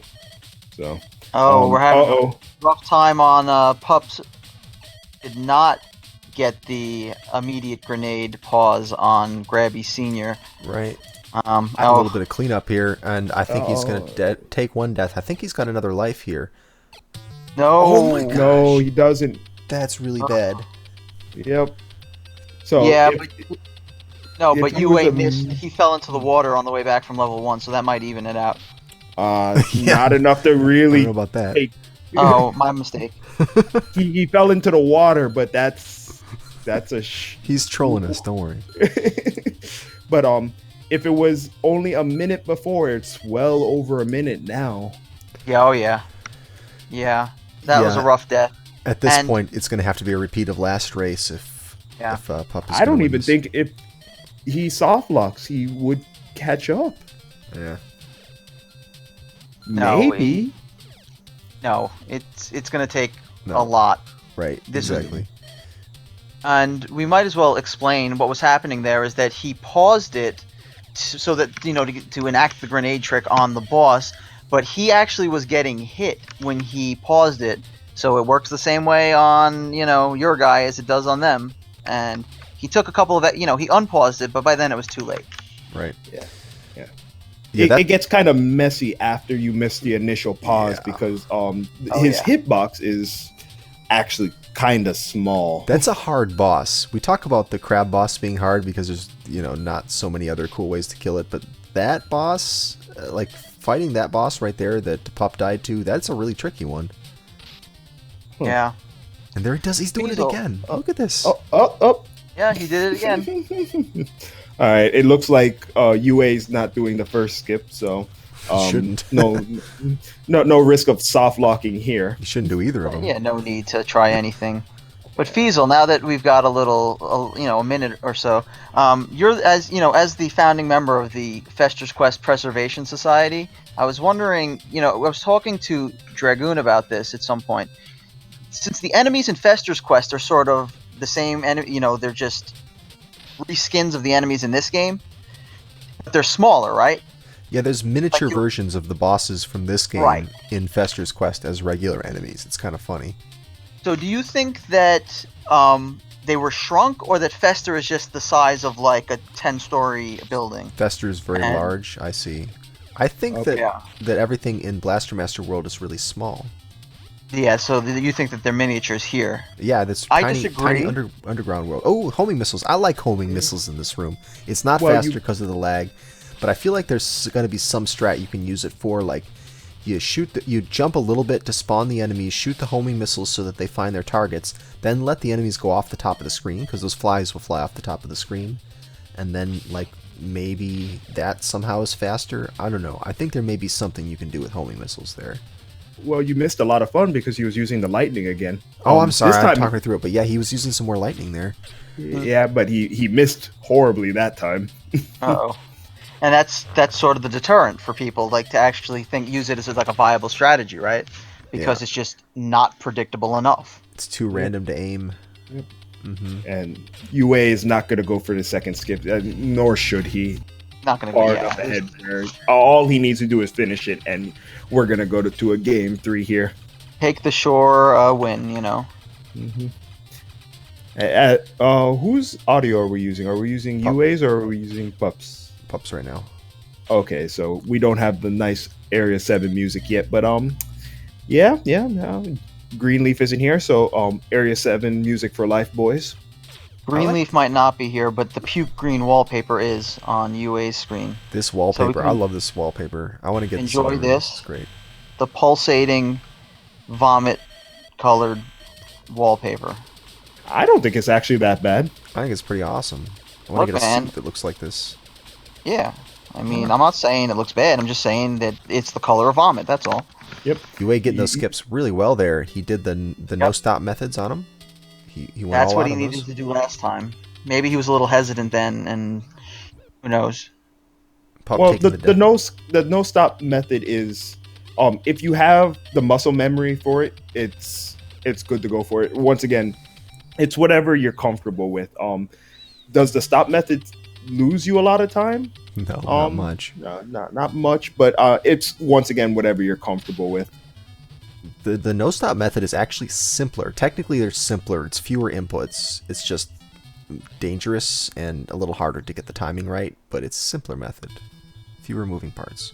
So UA with a good frog boss there. All he had to do was get the frog positioned right, pause the grenade right on the frog's open mouth, and then listen for an audio cue. Now, what is it? Maybe you guys have a little more technical knowledge than I do about Ooh, this ejector stuff, seat. but yeah. But why? What's going on with the pause grenade trick? I mean, it wasn't just this game, right? Like the Yellow Devil and Mega Man, for example, it was the same sort of thing happened. So There's is a lot this of a sort of games. programming bug, or is it built in for? What's the story with it? There's a lot of games that have messed up mechanics with the pausing. There's plenty Yeah. of games where certain timers will run down even while the game is paused, like your invulnerability timer, or like in Gauntlet, the amount of time you're frozen by the sand traps. That timer will count down whether you're in the pause screen or not. That's Xanadu. You can pause as it's ticking down the wing boots. If you pause in the right frame, it'll skip that. There's a lot of games with things that just they forgot to do such and such while pausing was happening. On Right. Xanadu, they forgot to stop the blinking animation, for example, when you talk to people. The eyes, yeah, they forgot to stop the eye blinking. Well, I'm not sure, and I'm not going to act like I'm a authority on it. But I think what it is that someone else fell into the drink, MrPupG. But The sauce, we call it. Anyway. no. This is the drink. It was the blue My water. mistake, yes. So, Little wash. what I think it is that when you pause, it recognizes that whatever you have out has a hitbox, right? Mhm. And it is in the hurt box of whatever you're shooting at. So the way that the programming works, or so I would like to think anyway, up flyers left and right. Let's just keep Yeah, driving just along. keep driving. Watch out for those things. The hitbox doesn't disappear until it hits a certain aspect or a certain part of the enemy's hurt box, but it's still registering the damage. Right. So when you pause it, it gets stuck there and it's continuously hurting the enemy while it's not actually registering that it needs to disappear. Yeah, because the action of the grenade, the animation of the grenade is paused by the pause menu, but the actual hit detection continues to happen. So Right. I just don't know why it works on some bosses but not others. That's the thing. Every other boss it works on, like every second boss. it'll work. Different invulnerability states. I don't know. Something about them. They're programmed a little differently. Because if you look at hard shell, if you pause it, his actual hurt box just disappears altogether. Yeah, you can't do it on hard shell. So you're saying that because it's not there for any number of consecutive frames, you can't pause it on any one frame to get continuous damage? Nice room. UA just nailed that hellway Yeah. there. Yeah. I'm thinking that's what it is, but you would probably have to ask like what a specific programmer exactly how these things would work out. I guess. Well, We have we'll a see the Tasser in credits chat, soon maybe enough. he knows. Oh, wait, UA's doing the raps here. Let's see if he can. Or I'm sorry, Pup is doing the raps rather. That Yeah. We saw UA practicing earlier. Let's see if he knows how to do it. He tried this once in his last race and he died and decided he wasn't going to try it again. He's got What do the you guys- bad method, the bad pattern rather, with this circling flyer in the air. I think he fell too far. Yeah. He fell too No, far. he's. What do you guys think of falling through the center of the room as opposed to taking the nullification damage on the left side of the room?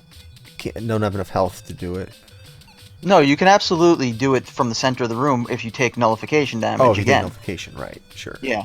But and I think it's quicker, but like the better runners usually don't do it. So I'm curious whether it just hasn't caught on yet, or It's rough. I was experimenting with it, and it's just the layout of the platforms and the way that the enemies work make it pretty unreliable, I want to say.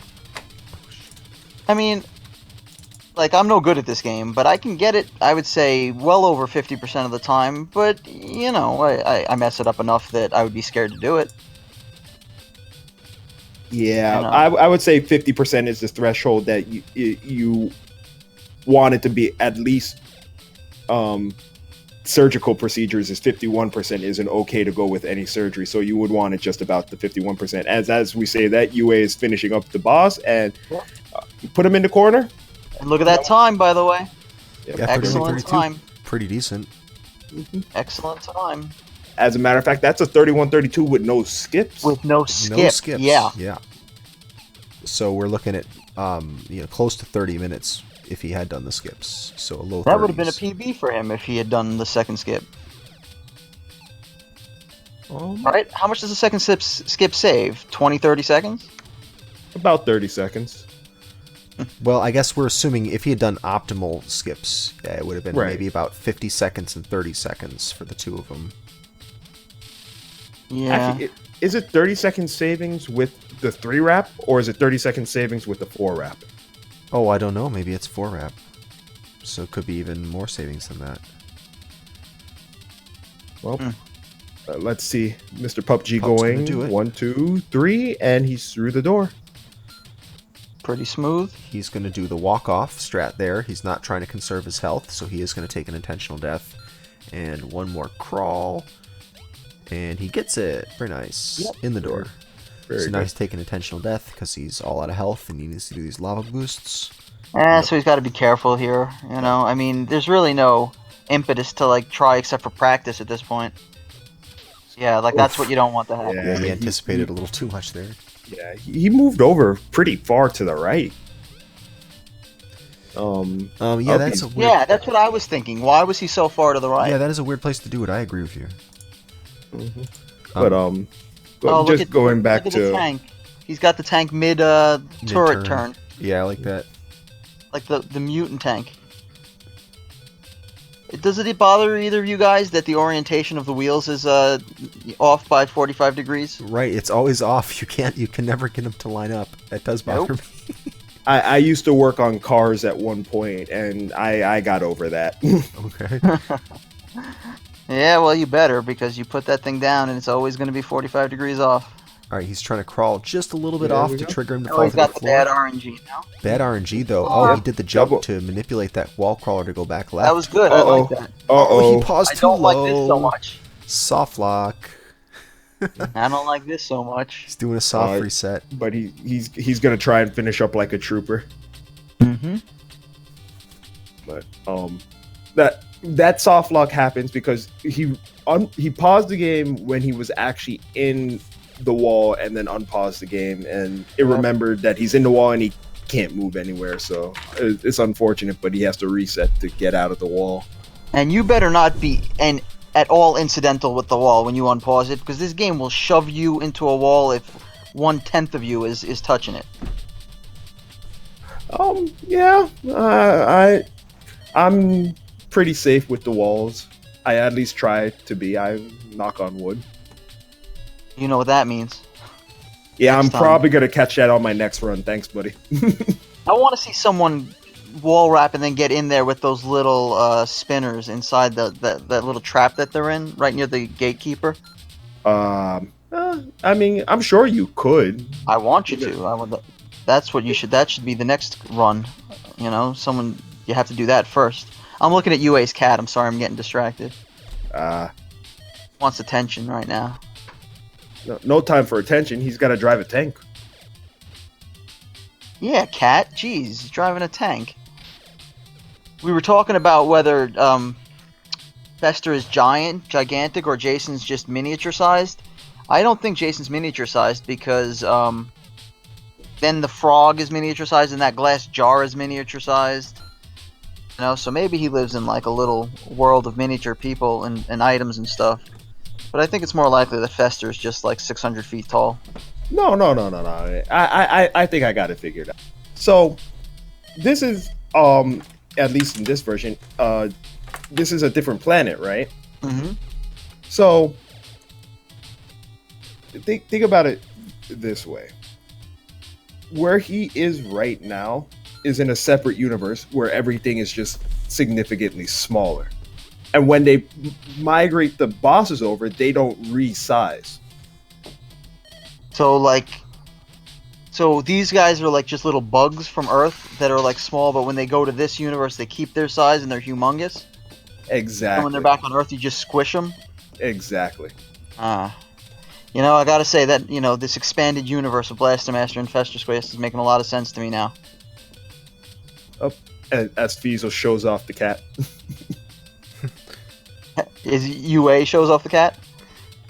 Fiesel pulled in his camera screen into the Oh, main I chat. see. I did? No, UA did that. Oh, UA did that. Yep. Ha! You should have just taken the credit. UA, be careful. That cat would just soon as eat you as a purr in your lap. Those things, man. My cat positions itself in between two rooms and sits on a swivel chair. And when you walk by, it swats at you and then turns the chair towards wherever you are. And then when you leave the room, it swivels the chair to swat at you again. So, not to get sidetracked here, Mr. Pup is practicing the Area 7 skip again. Oh, He's got the okay. first part fine, and good Yeah, RNG. he always gets the first Yeah, he part. gets that. This part, he's Okay. gonna. Oh, he waited too long to do that. Oh, he may have waited too No, long to do that duck. He should still be able to get it. The double hit. Yep, the doubles. So if it's any indicator, he's gonna jump into tank, and yeah, he's gonna take the long way around. I really think he did wait too long there, because his if you wait for that enemy to go off the bottom of the screen, then it's not going to be quite as far down as you need it to be. I've experimented with it a couple of times, and I managed to get it. I don't know if it's just where I'm pausing when I'm falling, because I don't do the single pause strategy when I'm falling there. The minimum I can do is 3 for safety purposes. Oh, 3 pauses. Oh, okay. Yeah, so I do 3 while I'm falling, and I typically get it. I want to say I get it on like 80% ratio if I'm falling and there's the spinner. Provided I don't pause too late in the fall. Really, I like the 1 pause method. It's the only thing you have to get right is just after Jason walks off that ledge, you just gotta wait till he falls 1 tile, but it's got like a huge margin of error on it, so I don't know. I find it pretty reliable. I use it even when I don't have that mid-air spinner. I don't know. Maybe I should experiment with it a little bit more. I haven't really had a chance to even get to this point. I've been working a lot on Area 2, trying to work on my lag reduction. Yeah, Area 2 is big. There's just a lot of minor optimizations there.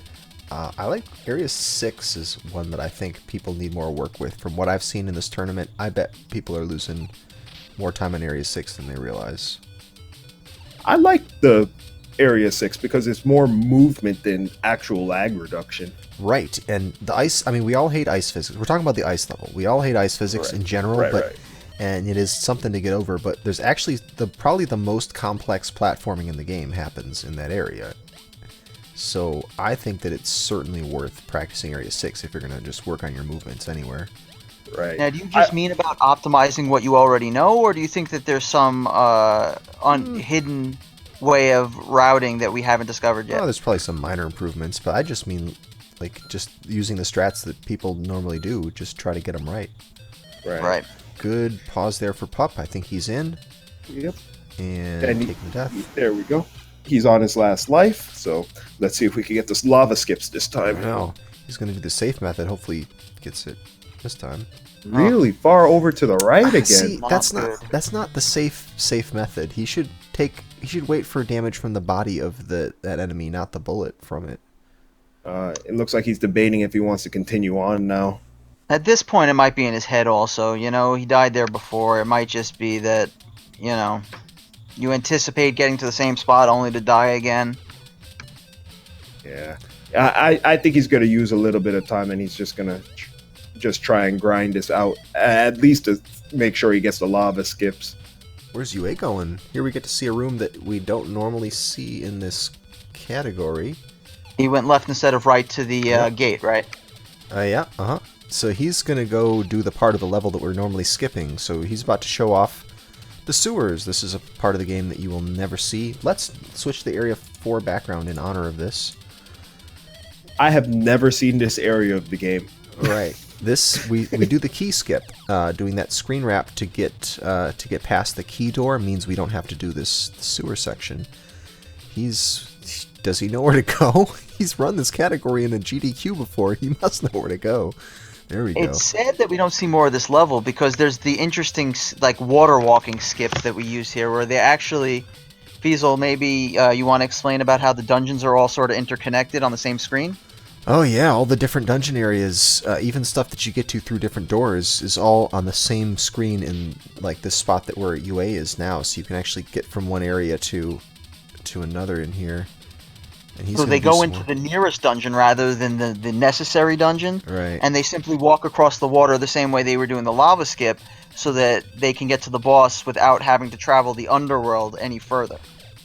Yeah, so you actually get to even in this category you get to skip a little bit of the game. This is part of the category of the no death warps. Actually, it should be called the no... I don't even know what you'd call it anymore. The Warp. names have changed. Like, there's just no warp. This one's the no death warps, It's no no death reset warps. warps. Right. Well, all reset warp is dungeons? a subset of death warp, right? This should be called 1cc, essentially. This is Yeah. any percent 1cc. And what was I going to just say about this? You're never going to see. Yeah, warpless something I was gonna add, 1cc. but whatever. That's what Scav said it is.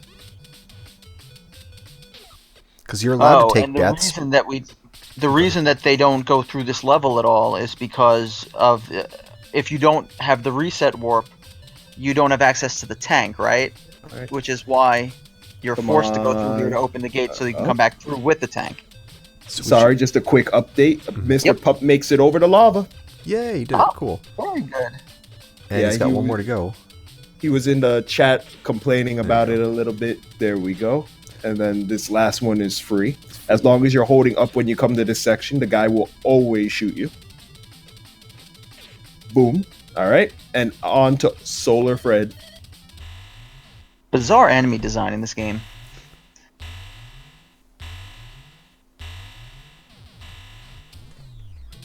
Why Solar Fred, by the way, Scratch? He's on fire. Because He likes to shoot fire like that. Well, we got a problem here. So he missed this. He's going to have to wait a few more jumps before he gets another opportunity, and he better hope he doesn't get shot when this mouth opens. Misses Oh. again. Fortunately, he's in a safe spot. He's just got to worry about the projectiles getting him. And that's the end of him. Oh, he's still alive. Oh, no. Oh. Still doesn't have it. No, and this Oh, goes yeah, to there it show is. how difficult he is if you miss that opening salvo. Oh, man. Oh, he has an extra life.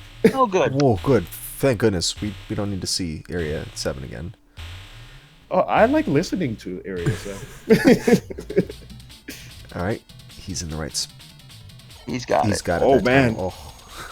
He was far over to the right on that one. I don't think I've ever seen him jump that far over to the right when you're in that position.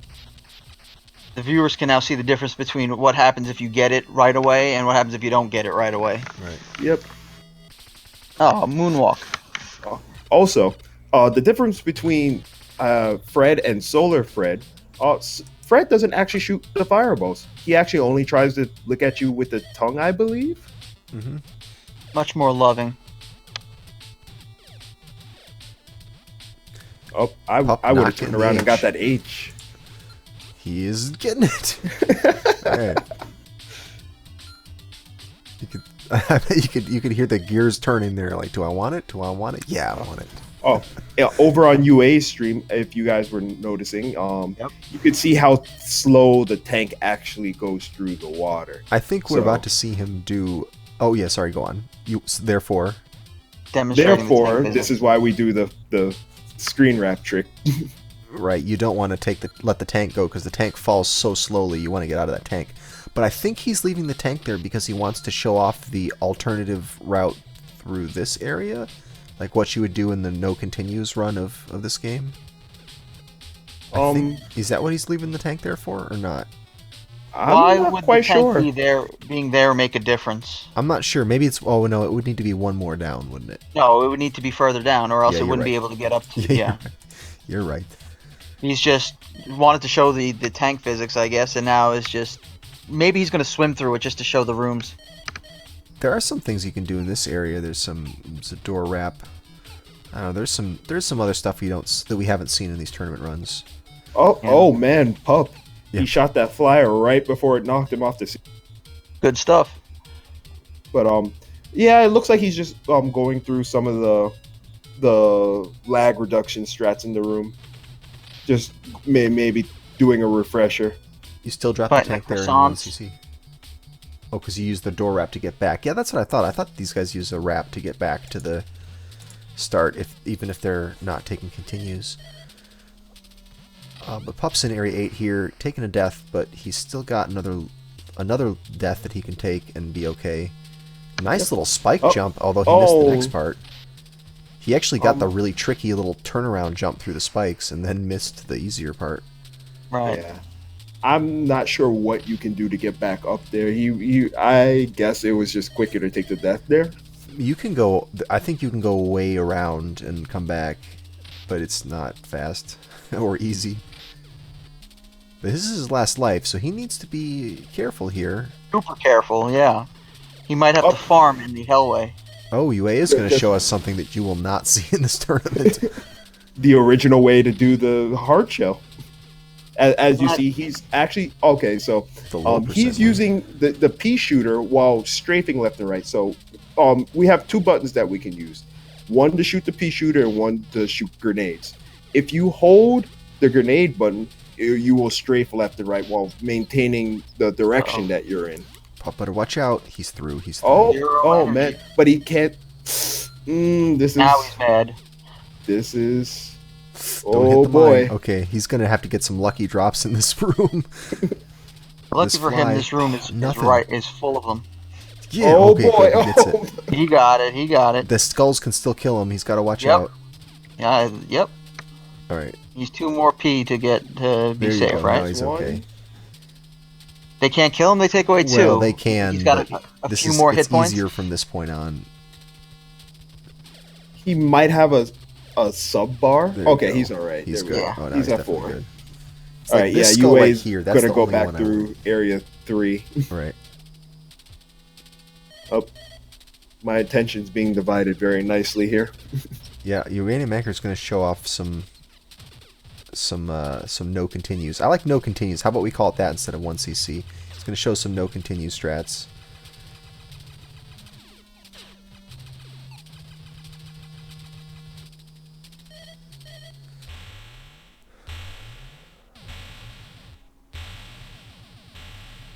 All right, Mr. Pup is fighting the plutonium. Which one's the plutonium boss? This one or the other one? Yeah. And he's got the positioning just right here. If you position it just right, as this head oscillates up and down, you'll be able to hit it at all positions, regardless of how high or low it goes. And I think he had the positioning right. He took an unlucky hit from one of the steel potatoes, I like to call them. And again, he's going top down here. UA doing a little door wrap. Look at this. But here we go in top right. I've spent a lot of time trying to find other ways to door wrap in this stage. And I want to see what he's doing here because I never was able to make any headway. He's just doing this so he can get past the breakable blocks. Right, at the beginning, right. That he door wrapped in any percent that you door wrap to get around. Yep. And Pup keeps up the mash and manages to finish alive. Good. And that was an interesting way to get back to the tank. There we go, and a little bit of revenge on the ninja swimmers. Wait. Did I miss something? What do you think you missed? How does he have the pea shooter? UA? Oh, I think you may have put in a Game Genie code to get here. Oh, okay. I was about to say, did he find a skip to the Area 1 boss and didn't share with anyone? No, he just jumped here from with a code. All right, well, it's 1-1. UA has won this match. That's why he's playing around, his little victory play around, and Pup just finished up his run. And we're going to be going into our 3rd match, so this is best 2 out of 3. 1 point for each player so far. This is the most you'll ever see of the submarine augmentation for the tank. I personally think that the submarine attachment is really cool. I wish it got more use, honestly. I wish every sort of attachment got more use. Except for Wall 2. Especially Wall 2. The whole game should just be, you should start with it. Check, please.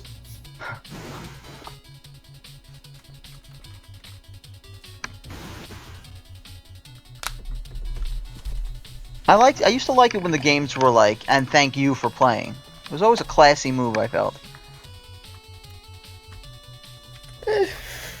I mean, back then they were super grateful for you playing their game because there was, these games were not easy to come by.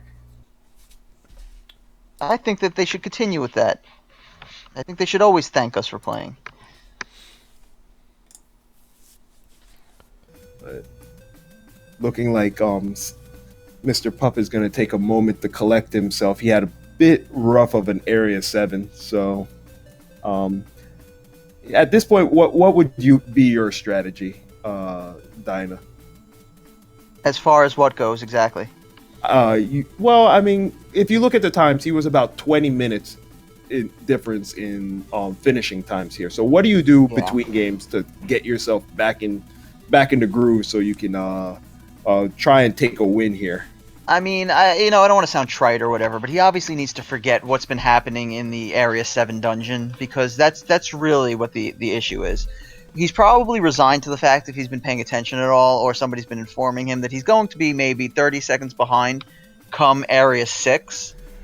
And if I were him, he's really hitting what I find to be the difficult part of the first skip in Area 7. Like, it's sort of, he's doing it very well. If he can just get that damage nullification in, like, the second part of the first part of the skip, it's definitely going to be super close. There's always the chance that UA makes an error, and I think that if he does, definitely Pup will capitalize on it. But I think it's probably psychological that Area 7 thing, he can't get psyched out by it. He'll be a little behind.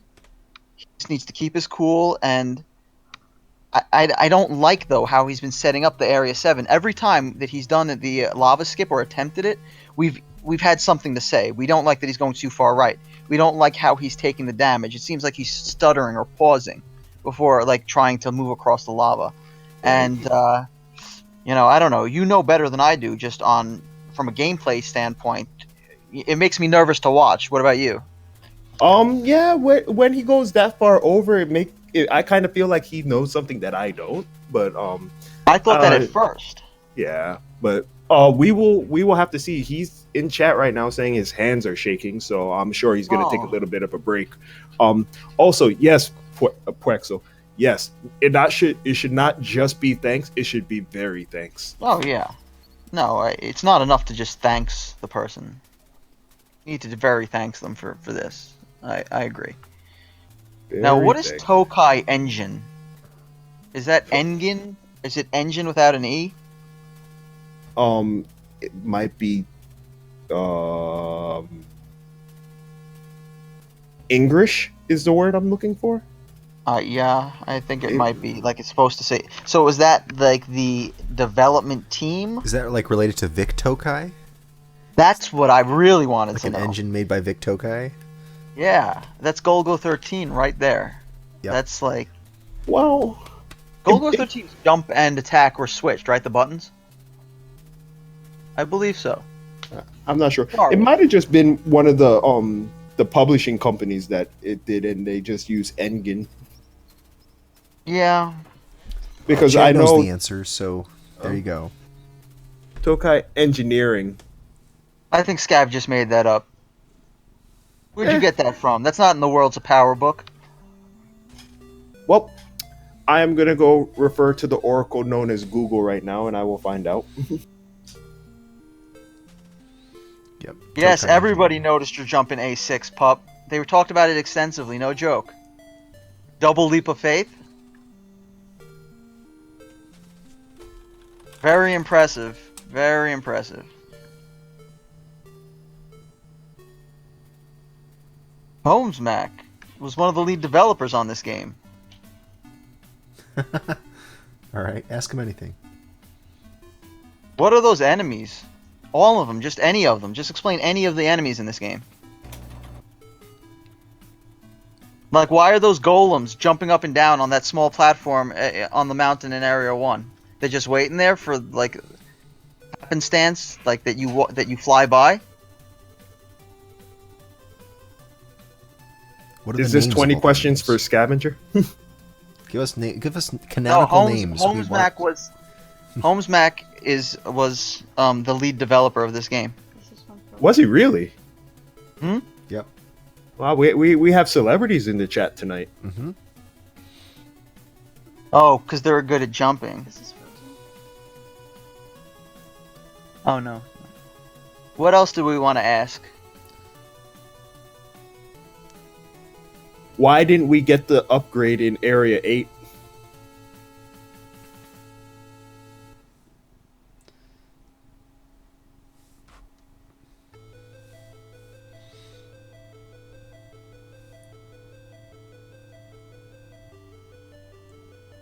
Nothing about that. Well, Huh. what about when I bought this game when I was younger? It was $48.99 where I was, but my friend got it for $45.99 on sale the next week. Why in some places was it more expensive than others? How come this cartridge floats on water in the northern hemisphere and it sinks in the southern hemisphere? Explain Yeah. that to me, please. It's all due to rotation. The Coriolis effect, you're saying? That's what it is. Absolutely. Huh. Someone Someone spilled spilled a it. dew on the final product, so we omitted it. All right, so with that, that's a more little and more chat. often these days. Oh man.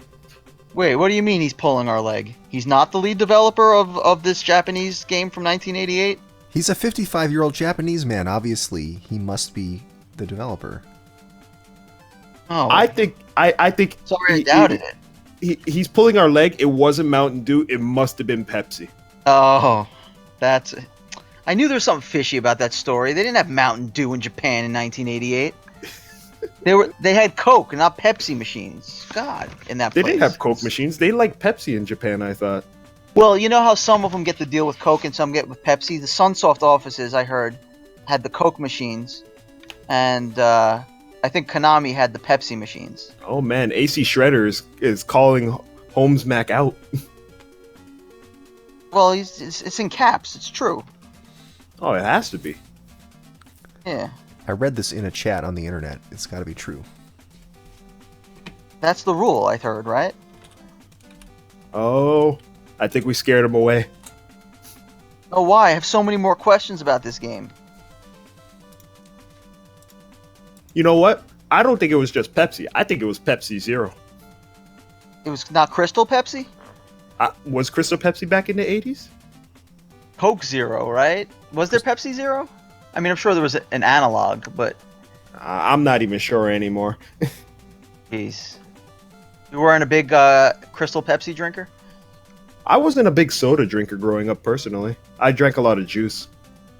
Well, the correct answer was no, because nobody was a big Crystal Pepsi drinker, but that's good. You drink a lot of Sunny D or no? No. It was apple juice and Purple cranberry juice. No purple stuff. Oh, so the purple stuff, yeah. I wish we had the purple stuff. The purple stuff was Hold on. delicious when I started getting older. Wait, is that a dog alert over there? Is that a dog and a cat? Oh man, yes. Scav loves Crystal Pepsi. What? Crystal? Wait, Scav does? No, come on, man. Read the chat. Maybe he thought we said crystal meth. Dog strats. Dog strats. Oh, he has a dog and a cat. Yeah, look at that. Who do you think's in charge? The cat, definitely, right? Or the cat's always in charge. Yeah, The cat's the bully. Cats are always bullies. They're predators. Dogs are pushovers. Most dogs are. Well, I don't see yeah. cats trying to bully a pit bull. Aw, my dog is like 25% pit bull. Right, baby? 47. Say 47% pit bull? He's almost half pitbull. How is anything 47% anything? My wife That- thinks my dog is 47% She's pitbull. weird. It's like Clark. She's right. Happy wife, happy life. 47%. What are we talking? Like 60, 65 generations ago? I'll show you the report. Shit. Almost half pitbull. We got my dog's DNA tested, and it was like a picture of Frankenstein on it. It was like every single dog type. Oh, we're starting.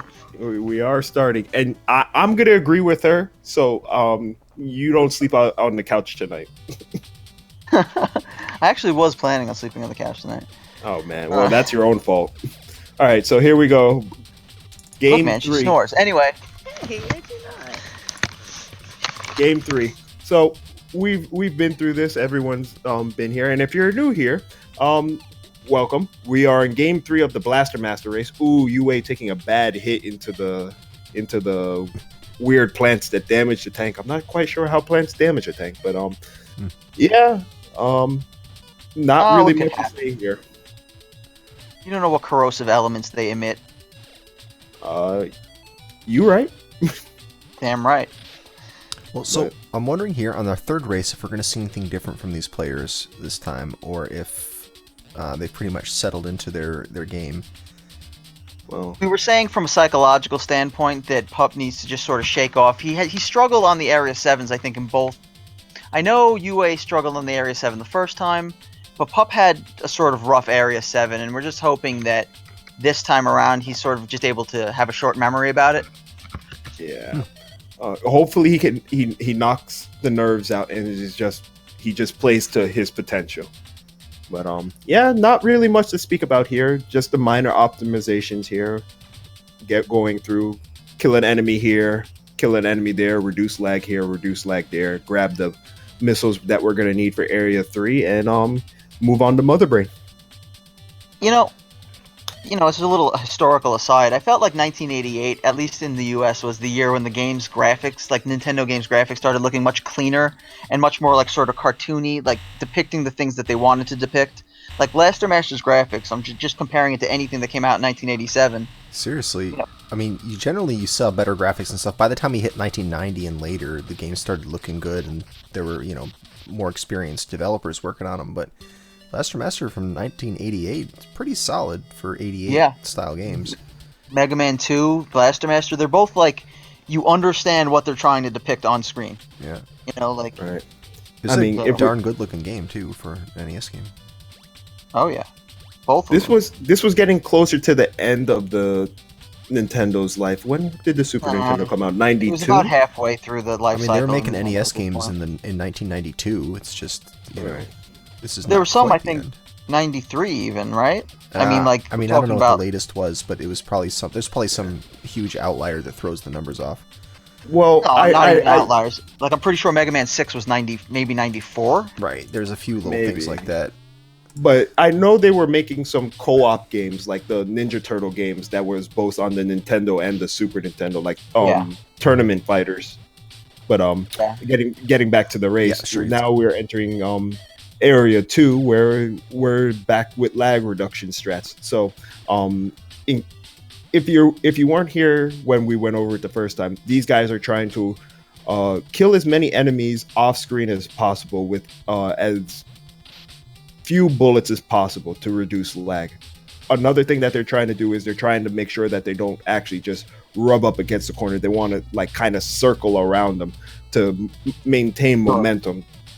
And yes, Matt, I believe all three of us were alive in 1988. Yeah. I was Yes. celebrating my 30th birthday, I think, in 88. 30th, man, you're a young dude. But And yeah, Scav confirmed that 1994 was the last official NES release. Anyway, okay, so yeah, minor optimizations. Just don't fall in the lava, kill the enemies, and yeah, just really keep your movement as crisp as possible. are we at photo phase yet or no? No, we're still in Area 2. Oh, jeez, all right. So I think Little Samson was 94 or 93, just to answer chat. Yeah, there's a few late ones, but they tapered off in 91 and 92. They really tapered off, and there was No, almost nothing. definitely the preponderance of games were released pre-1992, no doubt. Right. Like, but I'm sure that there were still like unofficial like Asterix games being produced in like Sure. Portugal in 2001 and stuff. If you really look, Right. Portuguese asterisk. Okay, that'll be our next any of tournament. those European, like how in Brazil they were making Sega Master System games until like 2005. Right, were they really? Yeah, we got all sorts of weird like Marvel, like the Flash, stuff like that. Like, yeah, they loved the Master System there for some reason. I don't know. They were Was the it one. anything? Was it anything like Chinese Super Mario Brothers? If only it were that good. Mm. No, I mean I've got some of them. I actually haven't gotten to play them yet because the Master System's like really you got to dust it off. But at any rate, we'll save that for when we do the Flash tournament. The Yep. Sega Master System Flash tournament. Sounds good. Pup taking a death in the same spot last time, looking like it wasn't intentional, just because of the way he walked all the way over to the door for that second spike hit. Yeah, he might have gotten hit by a couple of those flyers inadvertently. Yeah, I'm not sure. We'll have to remember to ask him about that. Good pause grenade on that boss there. And just in the spirit of sort of, edification for the audience, maybe one of you guys can explain, there's that glitch or that soft lock that we get if you eject from the tank just as you reach the Area 2 dungeon. Oh yeah, that'll Like you can happen. get caught in the wall, right? I'm not sure why that happens, but yeah, if you eject from the tank at just the wrong spot as you're entering that boss dungeon, you'll actually go through the wall and be stuck without the tank, and you're stuck there. You're going to soft lock, or I think you can actually take a game over and you'll respawn with the tank. So I guess it's not a soft lock, but it is certainly And I something think it you don't has want to to do happen in the with run. bouncing off of the, because you have to be under that There's a little overhang. overhang, yeah, to the Yeah. boss dungeon. There's a little overhang that you can't see. I think it's to do with the fact that you're trying to enter the door while That's not the you're same kind of bouncing door. at the same right, but you're bouncing out the tank, so you're kind of hitting the floor at the same time. So it's not really quite sure what to do with you, and you're maintaining your forward momentum when you're trying to enter the door. That's why it puts you through the wall. Huh. Maybe. I mean, Whatever the there's reason, a it's weird. yeah, it's just one of those glitches that's not really explored, and maybe one day if we figure it out, we can actually do something with it. But I couldn't reproduce it as consistently as I would like to. Neither could I. But I was curious, once you get hover, you can reach some Ooh, watch out, dungeons Huey. in Area 3 with the tank that you couldn't reach beforehand. There's one at the top of a big ladder. And it's right near a wall that's just above it, that's above one of the exits to another stage. So I'm curious whether you can use hover to get back there and then somehow exploit it, but I'm not good enough to do it. Maybe it's something for someone to explore in the future. It's worth But looking at. yeah, UA is actually kind of low on life right now. Yeah, I was a little worried for a bit. He had to play it really safe in one of those vertical gumball rooms, but he's managed to pick up a little bit of health, and he's going to take a little damage in this next room, but I think he's still going to be okay. And Pup is 2 rooms behind him, so... And we've been asked in chat about pausing between screens. Yes, let's answer that. So we pause in between screen transitions to avoid the screen scrolling over. So normally when you go through a door, the screen will smoothly scroll, and you can get all kinds of lag on the screen during that time, and it's just slightly slower than if you pause and unpause, which snaps the screen over without going through that smooth scrolling. So in the overhead sections, the dungeon sections, you're saving, I think it's either 21 or 25 frames or something like that, optimally, if you pause and So about a unpause half second, you're optimally. saying? About a half second per. Yeah, like between a third and a half a second per. I think it's 21. And in the side-scrolling sections, it's at most 15, I believe. But if you're at a screen transition where there is like a change in the camera's vertical position, then you're losing that time. So you'll see after these guys unpause after going through a door, the camera will scroll vertically a little bit to position where it needs to be for the next room, and that time it comes out of your time saving. So watch Pup right here. The camera moved a little bit as he unpaused, and so it's actually technically less than that for every one of these door transitions, less than 15 frames that you're saving. Look at UA, the room where UA is in. What do you think that background is supposed to represent? Those little dots? I don't know, like Anything blinking there. computer lights. I think it's like a Like, bunch you think of they're doing like a computers. big hangar? Maybe. I mean, if you think about it, it's supposed to be dark-ish because photophage is the light eater. So That's true. It's all dark because of that. I'm not convinced that they meant they knew what photo or phage meant when they were giving it its name. Just like threw some darts at a book of random terms, at a Yeah, it's random like Latin it's like words. in Star Trek, like when they would just take like Cyberdyne something, and like that would be like whatever the sci-fi MacGuffin for the day was. but going back, UA takes his intentional death at the end of Area 3, but right before the boss. So the magic number of life that you want is between 0 and 1 when you enter the door that MrPupG is entering. So when you hit this gray enemy, you just immediately die. UA, going back to UA, doing the photophage fight again. Let's see Almost how missed cleanly he one. gets it this time. It's looking pretty good, and another beautiful fight from Oh, he him. did great. All right, Mr. But they're very PUBG's turn. close to each other. They're the length of a boss fight from each other. That's right. Look Yep, at Pup's he's- technique here too. Different approach. Yep. See, where he was, he didn't actually need to move until the fourth block actually Yeah. showed up. Iteration. Yeah. He did take damage though, which That's what I was gonna ask. He took damage on the first one or the second? the second one, yeah, it looks like he did. Second or third one hit him. Yeah, Is that 2 for collision damage or 1 damage? One. I believe it's. Is it one? I think one. Is it one and the beams are 2, or I think because everything's one at that boss. Oh, you think it's 2 for contact damage with the?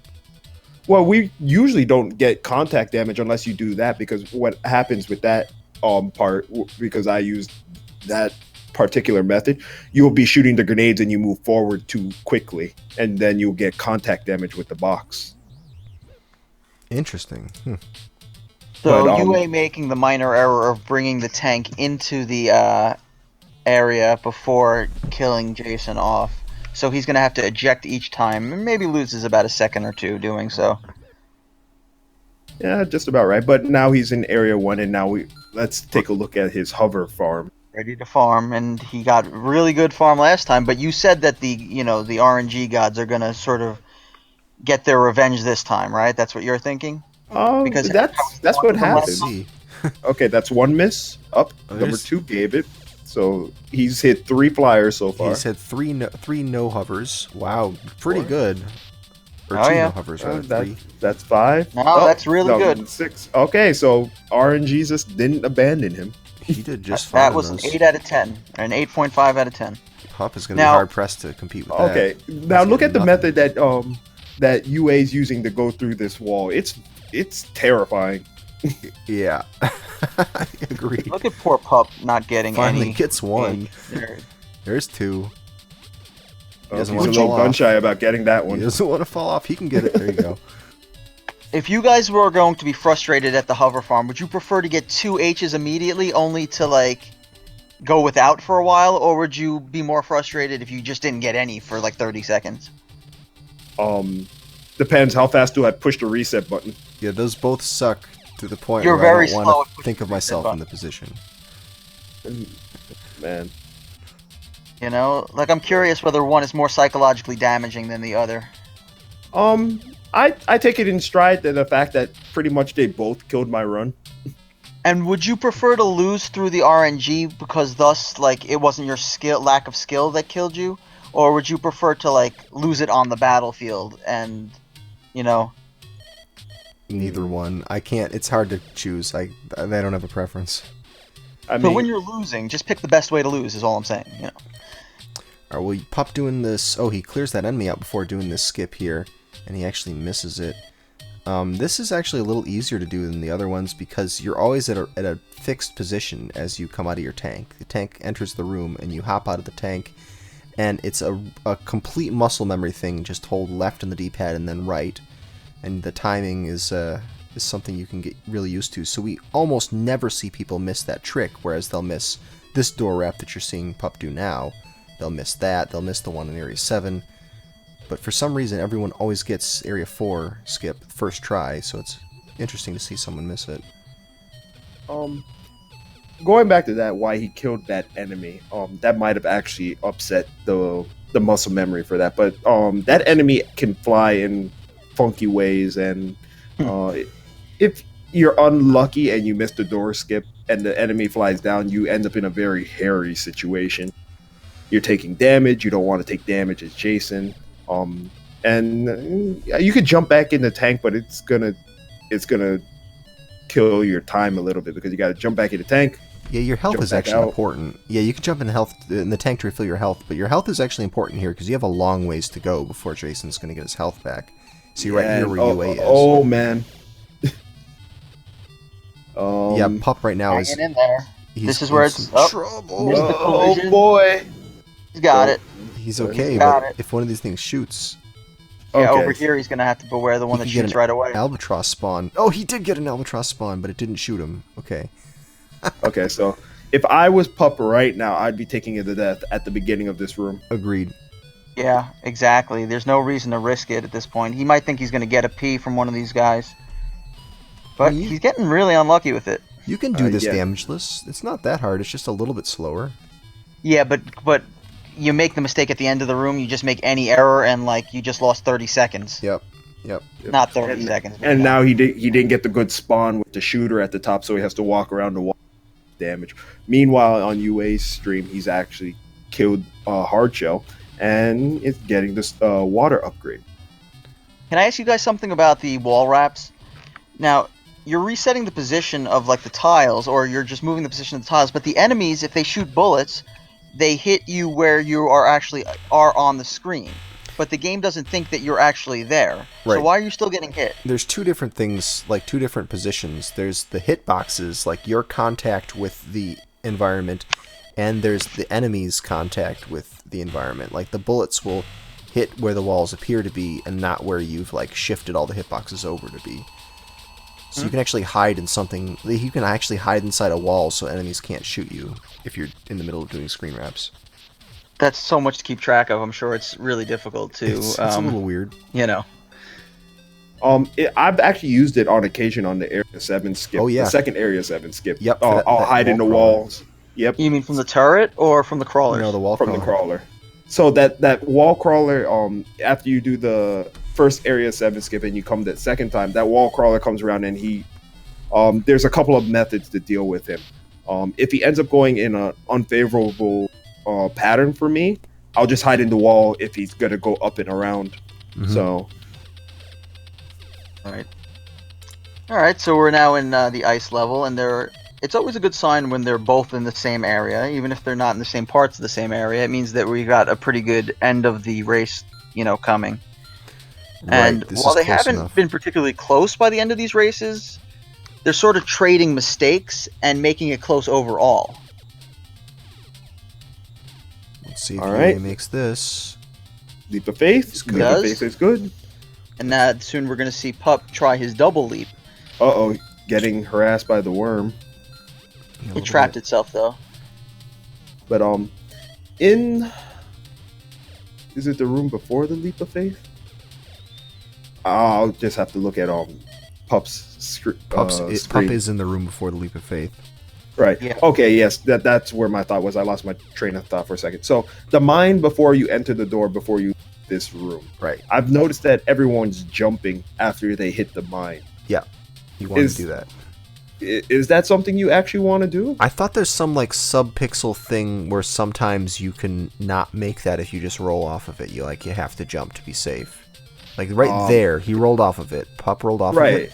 But I thought there was some danger to doing that, which is why people tend to jump. Up. Swag jump number 1. Swag jump number 2. Got it. Swag jump number Look 3. at that. What a weird way of doing that room. I like it It's though. definitely intentional though. We're agreed now. Yeah, absolutely. He said it in absolutely. chat. He asked about it in between races.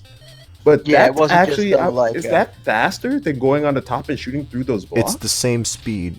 More wait, impressive looking. Is it? Wait, I see what you're saying. I don't know. It's a good question.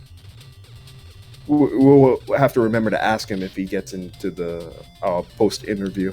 But yeah, no, I've never missed that jump just running over that mine.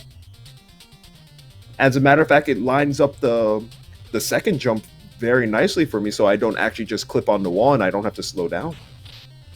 Ooh, lightning miss. Pup tried to lightning, but he couldn't quite hit. Oh, missed again. Yeah, another He's miss. really trying to integrate that lightning into his runs, not just for show. Like he's got ideas about it. I'm wondering if it's causing any lag, because I can't tell just based off this stream. I would love to see the lag counter on that. I think it does do some lag because that's a pretty complex sprite. He hits Hey! one though. Okay, UA can't mess this up. Very important. Looks like he's got a solid pause. He's got it. He can't unpause too early though. He's good. No zombie. And no zombie again. So now we've had 5 no zombies. Oh, Pup, too soon. Oh.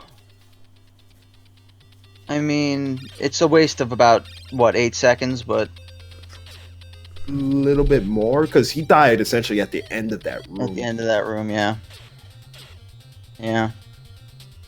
And yeah, I mean, provided that nothing goes wrong, he'll probably take his second death, and that way that's going to be kind of scary. I know we've had a few people mess up or the zombie glitch with this boss, so having one life on this I thought this boss is kind of scary. Now UA might be just far enough ahead that he doesn't need to do the first skip. But it's definitely going to be. It's definitely going to be. Then if Pup gets the skip, we're going to have a really tight race. Yeah, I think UA's best bet is not to do the skip at this point. Yeah. I think he's far enough ahead. He's got enough of a lead that he doesn't need to do the first skip. He should do the second one, though. Pup does get the boss. He does get the grenade on the boss. Now it's just a matter of whether he's zombies or not. Finished. He actually went over it a little bit. Yep. He decided to take a quick step back just in case the boss shot a bullet, but he had enough life, so he should have been all right. Health. No problem. Right? Yep. So, if you're on spikes, do enemies damage you, or is it just that the invincibility frames only work for one or the other? One or the other. So there's no double damage to quicken it, right? Nope. In fact, you can use damage from an enemy to get through some of the spikes in Area 8 without taking damage. It's a neat little backup strat. man. Just in case anyone was curious, Pup's splits are actually up, and he actually split quite a few of them. Yeah. Definitely a solid run. Uh-oh. What are you doing, Pup? I think he's trying to get the ejector seat. But... Oh, neat. Cool. Why? Okay, he's trying to press select and A on the same frame. And it combines a jump with getting out of the tank. Maybe he's trying to swag it a little bit because he sees how far behind he is. Not the time. I don't know. Yeah, not necessary. I mean, if you get it, it helps there, but there's no reason to go back and try it a second time. That's one frame, right? Oh, it's a one-frame trick, but yeah. I mean, there's no risk to it, so you may as well try it. No, but what I mean is, like, you're likely going to fail if you try it, regardless. Sure. I mean,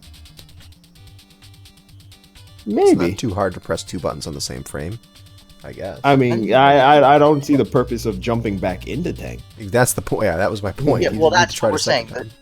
Yeah, he did it like 4 times. Yeah. He wanted to get it. I'm asking him about that. Gotta ask the hard questions. Those two poor guys, I feel bad for those spinners. They're trapped in there. Oh, I don't feel bad for them at all. How'd they get in there, for God's sake? I should have asked the guy who worked on the game in chat. Yeah, no, you know what? I'd rather be in there. That way Jason can't shoot me. What are you going to eat in there? I'm a wall spinner. What am I supposed to be eating in the first place? They eat more than anything. How do you know? How do you know they don't? Okay. So what about Area 7? So yeah, Area 7. Well, we already saw UA didn't go for the skip, so we get to see some of this level, which is cool. This is a fun level. These breakable blocks lead to a lot of cool speed mechanics, a lot of neat little routes in this room. This room right here, there's at least 2 different competing philosophies for how to do it, but I think what UA is doing is technically the faster strat. Those turnarounds, I think, can be done. Those like direction changes, I think, can be done slightly differently too. But actually, that was it comes down to how many blocks you're actually shooting and how fast you do it. Right, and how you're using these Swiss cheese holes to cut corners too. Oh, okay. And this is redolent of like Mario 2 to you guys, like when you're digging in the sand parts. For me, for whatever reason, it just completely reminds me of it. A little bit. Yeah. I can see it. Good. I'm not completely insane. So Pup about to come into Area 7. Let's see if he goes left, if he goes right. I think he's gonna... No, he has the hover. He's going right. He's got the hover. Yeah, it's a good point. He's going right. So he's playing. He's hoping for a mistake from UA if he's going to go this way. I would have liked to see him do it, though, because he was almost 100% consistent on the first half of the first skip. UA's not doing the second skip, by the way. Whoa, why? He probably thinks his lead is large enough that he doesn't need to, which might be the case, but... Why risk it? But he's been super consistent in Area 8. Like, he's been expertly navigating Area 8. And so maybe he's just confident in his ability to, like, stay the course. Yeah, I guess so. Because technically, UA needed to know if Pup was going to do the first part of the Area 7 skip before he chose whether to do the second part of the Area 7 skip. But it was like concurrent, right? Part 1, then UA would have needed to go for Part 2. But I don't think there was enough time that elapsed that UA could have seen. They were concurrently in the areas that they needed to be in order to know what the other one was doing. Right, and 15 seconds Twitch delay if he was watching Pup's stream directly and had all of his buffer consumed. But I think that he's probably made that decision ahead of time. I don't think it was based on what Pup was doing. Okay. UA was lining himself up. He didn't feel comfortable with his first walk for the lava skips. But it looks like he's all right now. No, he's good. I mean, the danger's passed. There we go. The only thing to go wrong is this frog boss, which has gone wrong a number of times in this tournament. So, I don't know. He's still got to keep an eye on the UA here. But not for him. I feel like this is the sort of thing that's almost a gimme for him.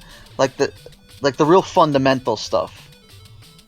Oh, yeah, you're right. I mean, this is in every category, so you got to know how to do it. Oh, he gets it. Okay. Yeah, it took him 2 pauses, but yeah. He's been doing the 2 pause each time, and I'm guessing it's just a comfort thing. Like, he can track what he's doing exactly, Well, I like to throw the grenade, pause once, and then, pause it again to actually hit with the grenade. Right. I think it's a little easier. All right. So on Puff's screen, we had all those spinners were stuck in the walls. There were like 6 of them stuck in walls in 2 consecutive screens. It was cute. All right, so let's look at Pup's screen and see how the lava skips go this time. He makes number 1. He makes me nervous though, the way he does it. So the thing that he did on the second lava skip, he should have done the first. That's what I don't understand. Exactly. Is why he did on the second, but not the first. That's exactly right after I said it. He did the second one correctly.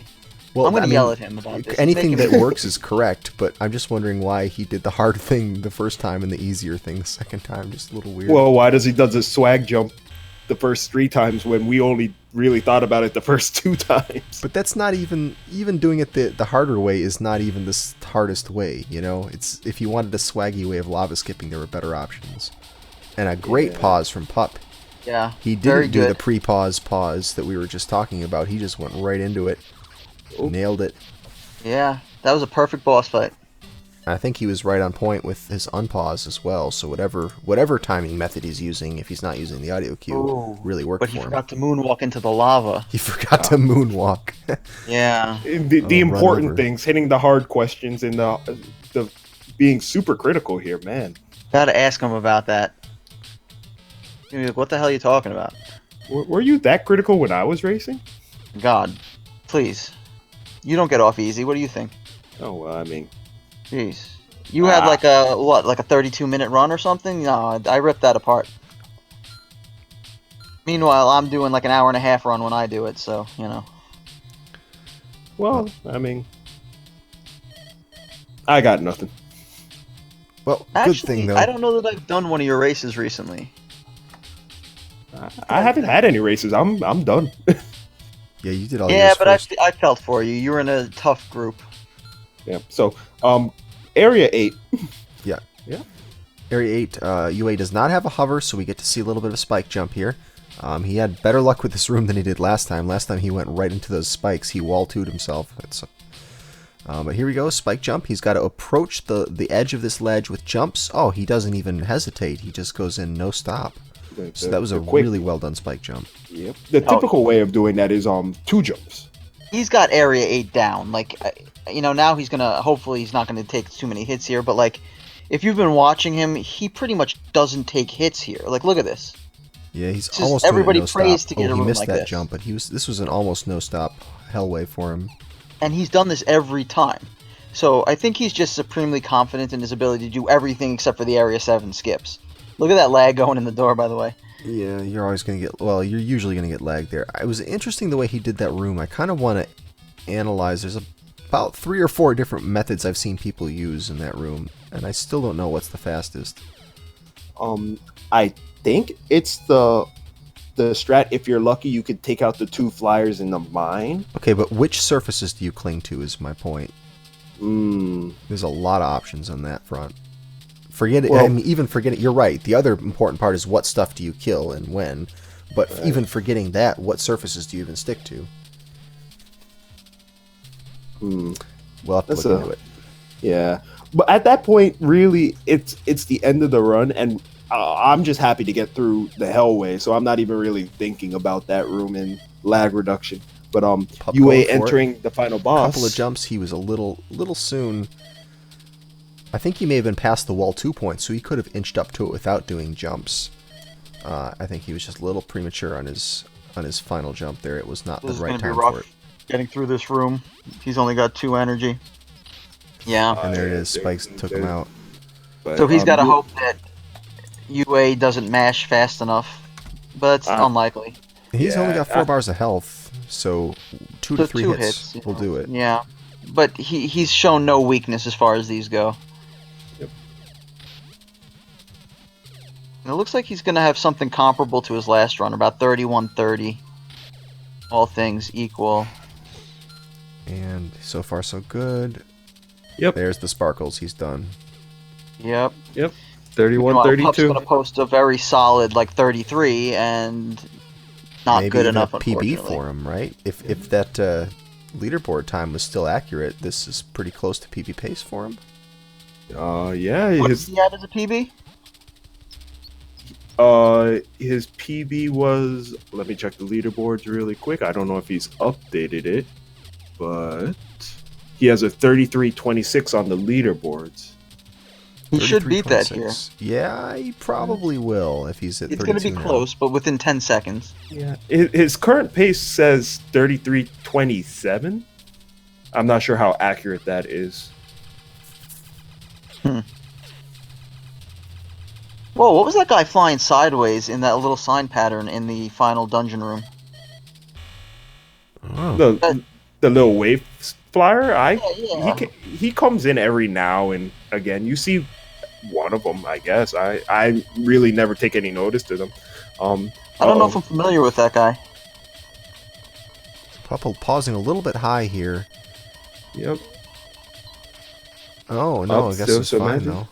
Yeah. And He's the also at flashing 4 can be health. funny sometimes. Might have to check the replay of where he was on that, but going with the facing down method again. Oh no, he's gonna die. He's Uh-oh. he's No, better He's still mash alive. that button. Oh my gosh. Oh, Mash like your life depends on it. this is most certainly PB if he can mash this out. He probably knows it. Probably blistering his fingers right now. Yeah. Oh, There it was, he didn't keep it up. Oh, Oh no, that was looking to be a 33.22. he must have been like 3 seconds from beating him. Yeah.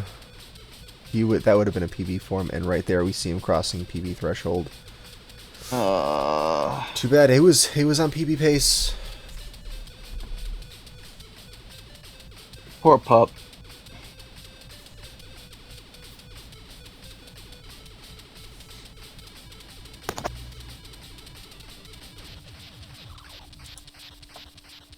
Yeah, he definitely would have been like 33-19 or 33-20 if he had done it. Oh, Yep. poor guy. So, I just posted it up in the chat for you guys. You should follow both of these runners. Pup did a wonderful job with this. UA has been doing a great job with this as well. So, jump into their channels. I would recommend giving them a follow. I would follow Scratch as well. Don't be modest. Oh, me? So also, No, he could use the followers. thanks. I'm not trying to self promote myself here. No, that's why I said it for you. I know you were too modest to do it yourself, so I'm doing it for you. Yep. And we always need to promote the Dyna Industries brand. That's right.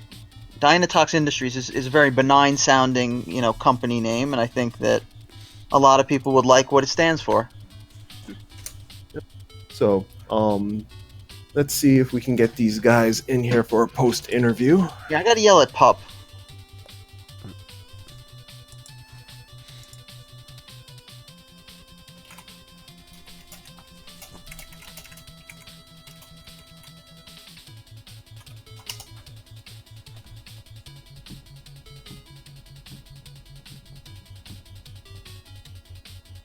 Oh.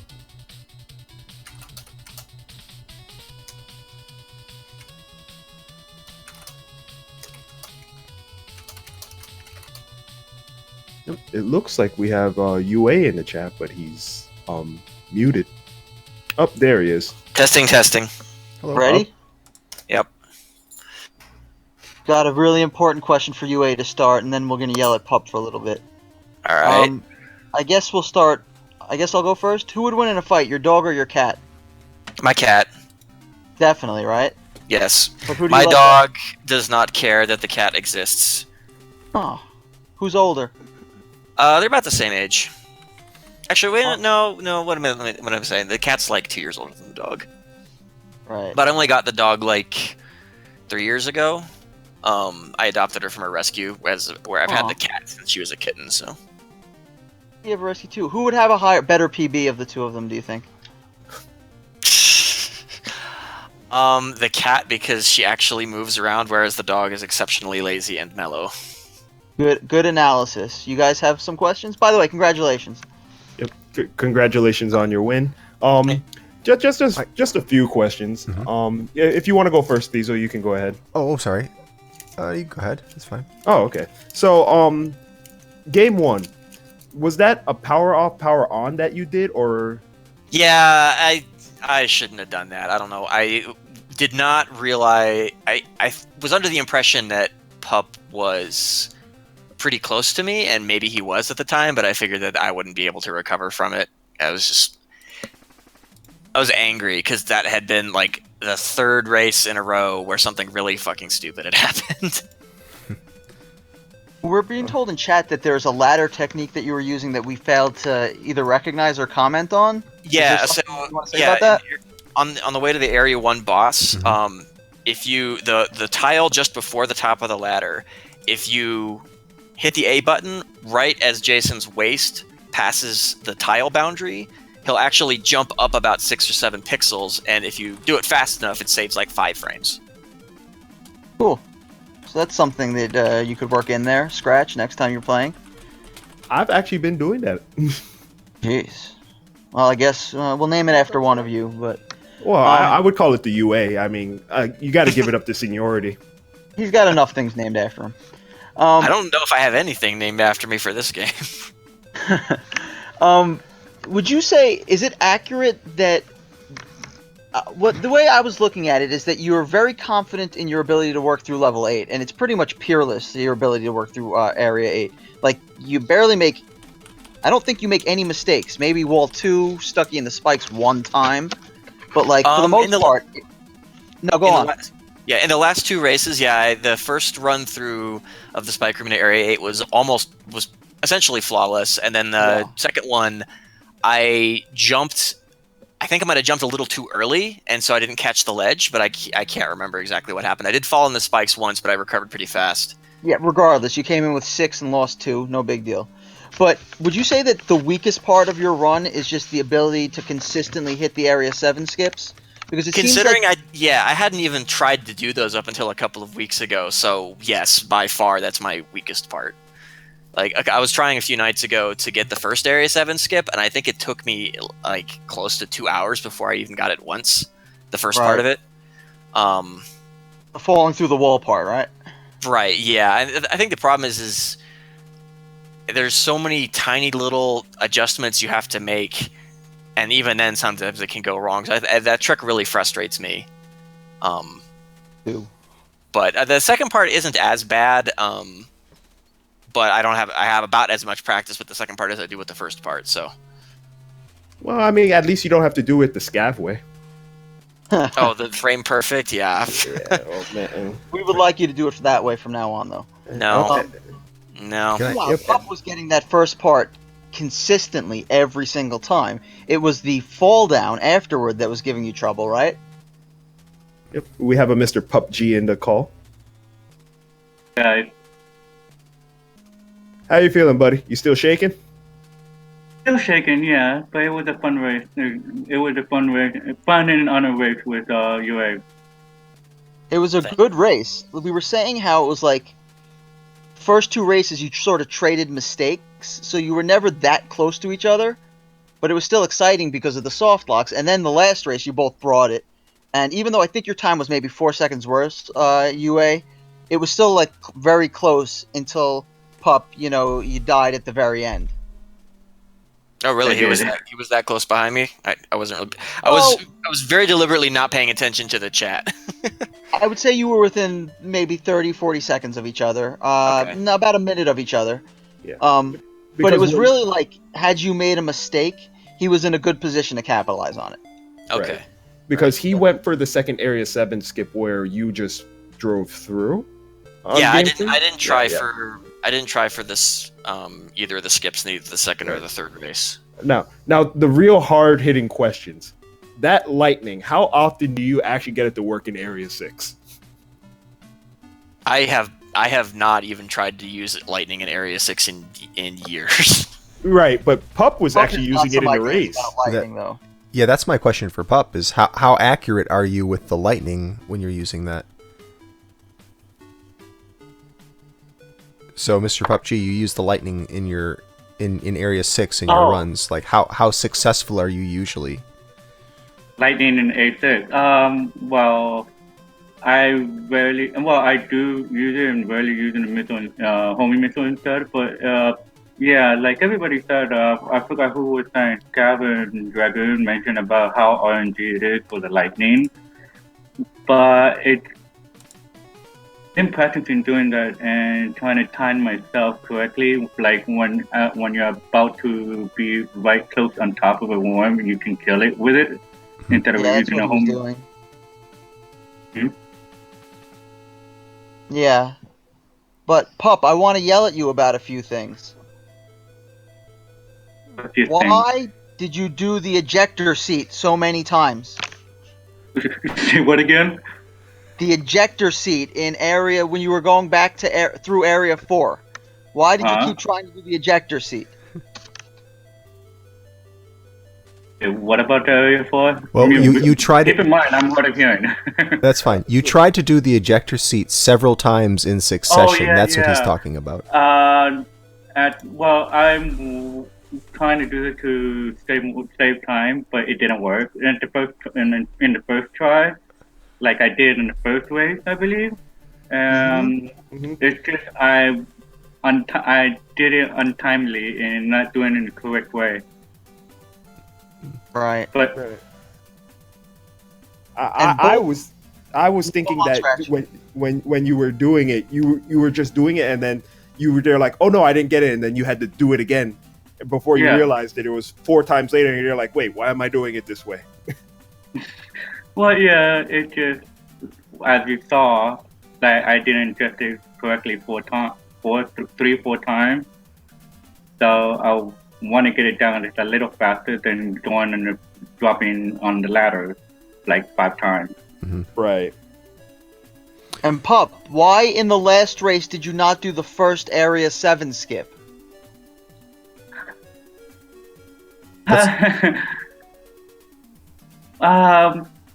What I can say is not very easy to get the first skip 100%. Oh, that I I've been agree. practicing before the race match, and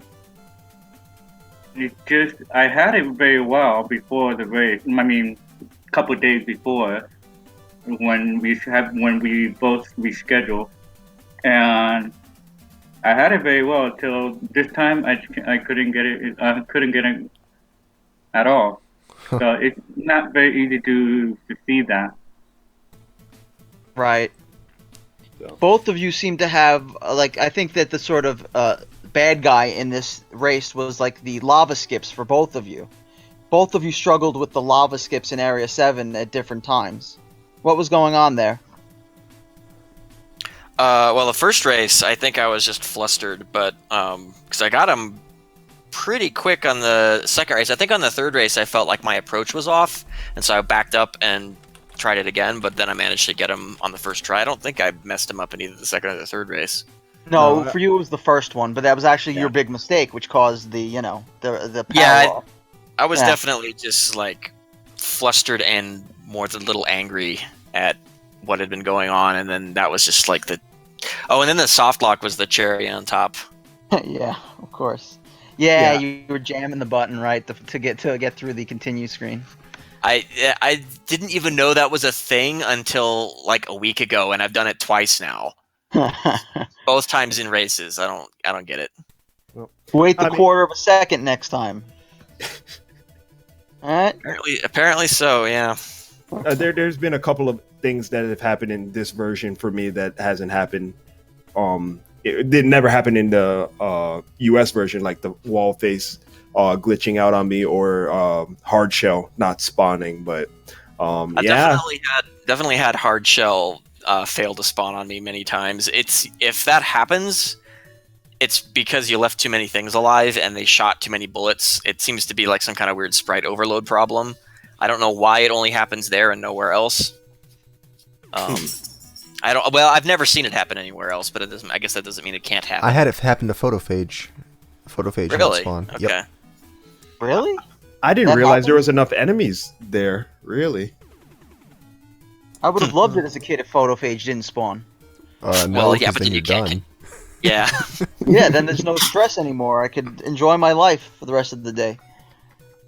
I remember back in the day when we had just gotten the game. My brother actually left a note on the TV that he had beaten the Area 3 boss last night. Because who would You believe did that it? with your brother too? Man, those were good times. You played with his brother also, Scratch? Is that what you're saying? Sure. With UA, yeah, your brother, You did that with him also? brother from another mother. But yeah. When you were doing the Area 3 skip the second time, I saw that you backed up a little bit and then moved in. I'm guessing it's just out of comfort you do it that way in case something goes wrong, because you do it the no stop method, correct? Area 3? Or Area 8 or 7. Seven's the okay. number. Lava skips. Well, I'm right? not sure what you mean. Like, I thought I did them the same way everybody else did them, but if I did it differently, then maybe it was an accident? No, there's a couple different methods to do it now-ish. You do it the no-stop method where you just keep running through and just take the enemy hit, and go. Oh, Whereas- right. As opposed to, like, sitting on the edge of the ledge and waiting for the hit, and then Right. running across. I used to do it that way back when I first was working on the speedrun for this game, but I haven't deliberately done it that way in quite some time. Of course, it's less risky, but it's also a bit slower. So Pup, we wanted to know about your Area 7 lava skips also, because you were setting up not in the normal position, the position that people normally set up in. Were you aware that you were doing it a little differently, or is that how you always handle it? So, The lava in Area 7, the lava skips in Area 7, for the very first who lava was skip. questioning Say that me, again? right? Sorry? Yeah, you, yeah. Oh, okay. Yeah. No, the area, a lava skip in Area 7. Actually, I did position myself correctly. And which race was that? The second race, right? Mm-hmm. Yes. Yeah. Yeah. I heard it. Well, despite me being deaf, but I heard the shot that hit me, and it sunk me right in the water, and I'm like, what's going on? Yeah, when we were watching you do the skip, we thought you were over on the right a little far. No, I would look like I'm over on the right, but I always position myself right there. I always get hit from it to get the damage boost to get over that area, that spot. But those enemies right there that can, how you say, it's like, I don't know, I can't say for sure. It may be by lag that make it sound like it shot you. Huh. Mm. So, I just think visually, to me, it looks different the way you do it. Yeah. Like, it doesn't look the same to me, the way you do it. And I don't know what the best way is, I just know the way I do it. Right. So that was what we were saying. It just looked kind of different in the way that we were accustomed to seeing it. That's how I do. I always do that all the time, practicing. Okay. I never had that issue. Okay. Okay, so it's just That that's your was our technique. question. Yep, that was our question. Was if it was something intentional or if it was just something we hadn't seen before. Intentional and what? That it just felt different than the way like UA did it the no stop method. You were lined up what felt like a different pixel to us, but it is something that apparently works, and we just hadn't seen it before then. And that same spot, right? Mm-hmm. Yeah. Yeah, but it looks like that's just your technique. Speaking of technique, I liked the Area 6 jumps. Oh yeah. Oh, The that Area is. Yeah. Well, it's not. It's kind of a little easy doing it, but doing a three leap of faith of leap or leap of faith, whatever how you say it, in a row, it's not very easy to get it because you have to. It's like when you do the last gap.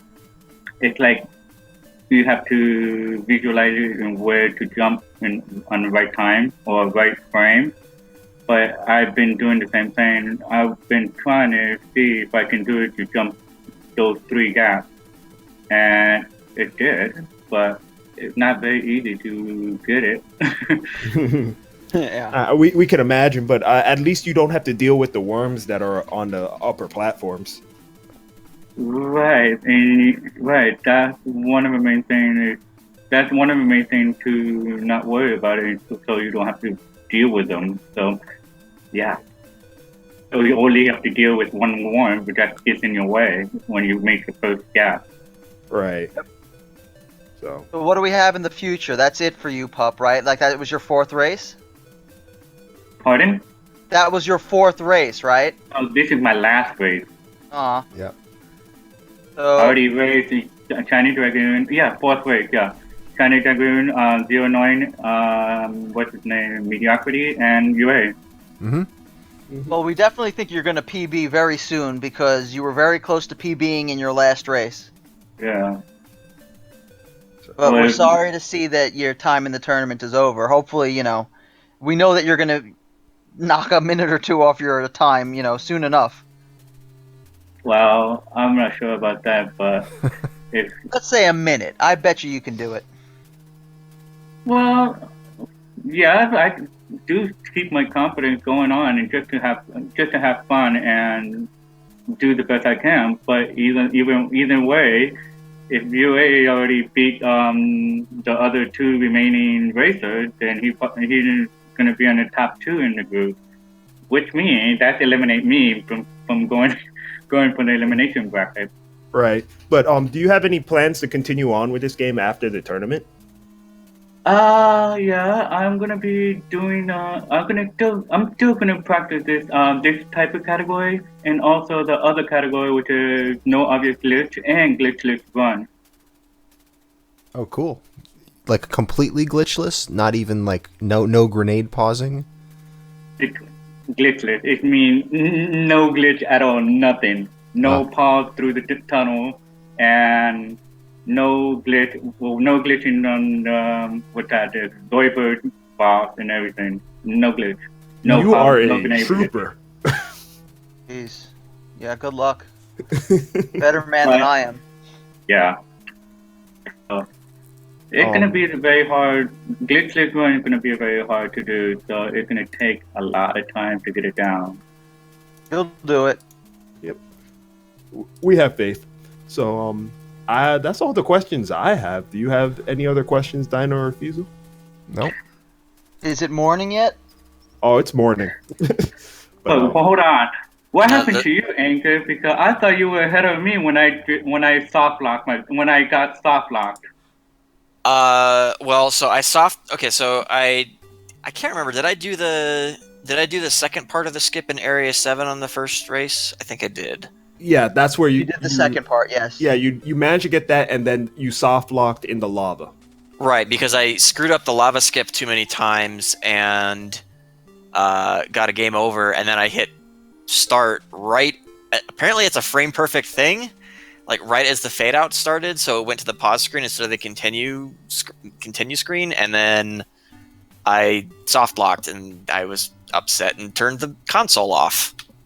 Yeah, we wanted to congratulate you on that frame perfect trick that you pulled in that first race. I was when I got stopped, like I was like, oh crap, shoot. Okay, well I guess you were winning. It was way ahead of me, so I have to reset and go all over it again. And like after that, when I finished, I was like, oh, he forfeited. Right. It was interesting to say the least. Yeah. So So coming up, UA, you got any races on the docket or no? Nothing scheduled. I mean, obviously I need to race both 09 and Mediocrity, but I haven't talked to them, either one of them, about when we would be racing. So, You want to do another right now? no, I want to go to sleep. You sure Yeah, it's only 2:20? The race between UraniumAnchor and 09 is going to be crucial. I believe that is going to determine which of those two moves on. Because right now, Great. Zero's got a win and a loss, and UraniumAnchor's got a win and a loss. And Mediocrity or Bust has 2 losses and 2 unplayed games. So I think that Zero versus UraniumAnchor is going to be probably the thing that determines who gets the other slot. Because Shiny Dragoon already has one advancement slot on lockdown. It's just a matter of who gets the second one.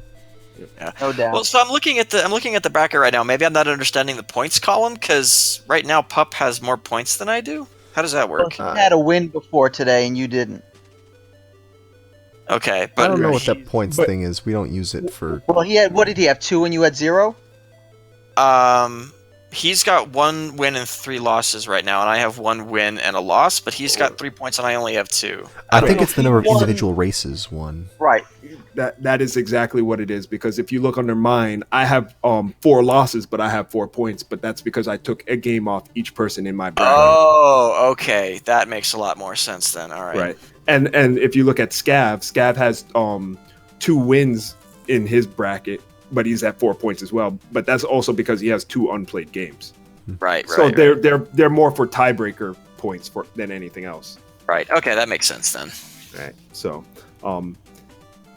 So we've got a couple of amazing races. Then we've got 09 UA, we've got Feasel Jam, and we've got Orf and Infested Reach at some point, which are all going to be super Yeah. competitive. Yep. Yeah. Deciding. What's factors in the tournament. still has to race Scavenger. I do. Yep. And He Jam still does. has to race both Okay, of so them. that's probably going to be pretty nuts too then. But I'm talking about the ones that I believe will be the determining factor as to. Like, I think that obviously it'll be a good race, but it probably won't decide the bracket, the group. Okay, You know, I I see think what that you're we've getting got at. some very I- decisive things. I don't know if Fiesel can pick up a win over Scab. That would because no one in the top 3 in Group A is 1 free or 2 guaranteed right now. Yeah, it's a tough group. When is our next race overall? I don't know. I'm not sure when we got the next one coming up. I don't know. Yeah. I don't believe we have anything scheduled. But sometime I this think upcoming Group week, B I will believe. get something going. I think Group A and Group B are both kind of stacked. Oh yeah. Yeah. It was a very tough group, I'll say. But I would say the most contested Group B match would be 09 and UA, and then Well, I was keeping up with Shining pretty good in both of the races until I screwed up and soft locked. yeah, No, it's you a, were very you were very solid against them. yep. It's I want to attribute that to the not the lack of practice, but the amount of practice that Shining has been put in. And Yeah. Yeah, no, Shining is no slouch, that's for sure. Then, so, I think So this is our Blaster Master fill for the weekend. Hopefully not. maybe Yeah. we might be able to get some other races in. We'll see if anyone schedules anything, but yeah, I think that's remember all when I I got. was yep. when I was practicing for AGDQ, Shining and I were racing, and I think he won like a little over half of the races we did. So maybe you'll get your revenge in the final 8. We'll see. We'll see. You got anything nasty you want to say? You know, fire some shots to get them riled up. I will shit on your neck. Oh, did you hear that? Dragoon, did you hear that? That escalated very quick. But I'll get the announcements out of the way, seeing that Greenleaf isn't here. At SNESSuperstars.org, we have a list of events. We have a Chrono Trigger tournament that is currently going on, Super Metroid tournament, a Zelda No Major Glitches tournament, a Mega Man X tournament. All of these great events are actually listed at SNESSuperstars.org. I would recommend going over there and checking any of these out. The Blaster Master tournament is also listed over there, where you can find the times of more Blaster Master action as it is scheduled. Yeah, you can also look below this stream. The info section below this stream has all this banners too. Yep.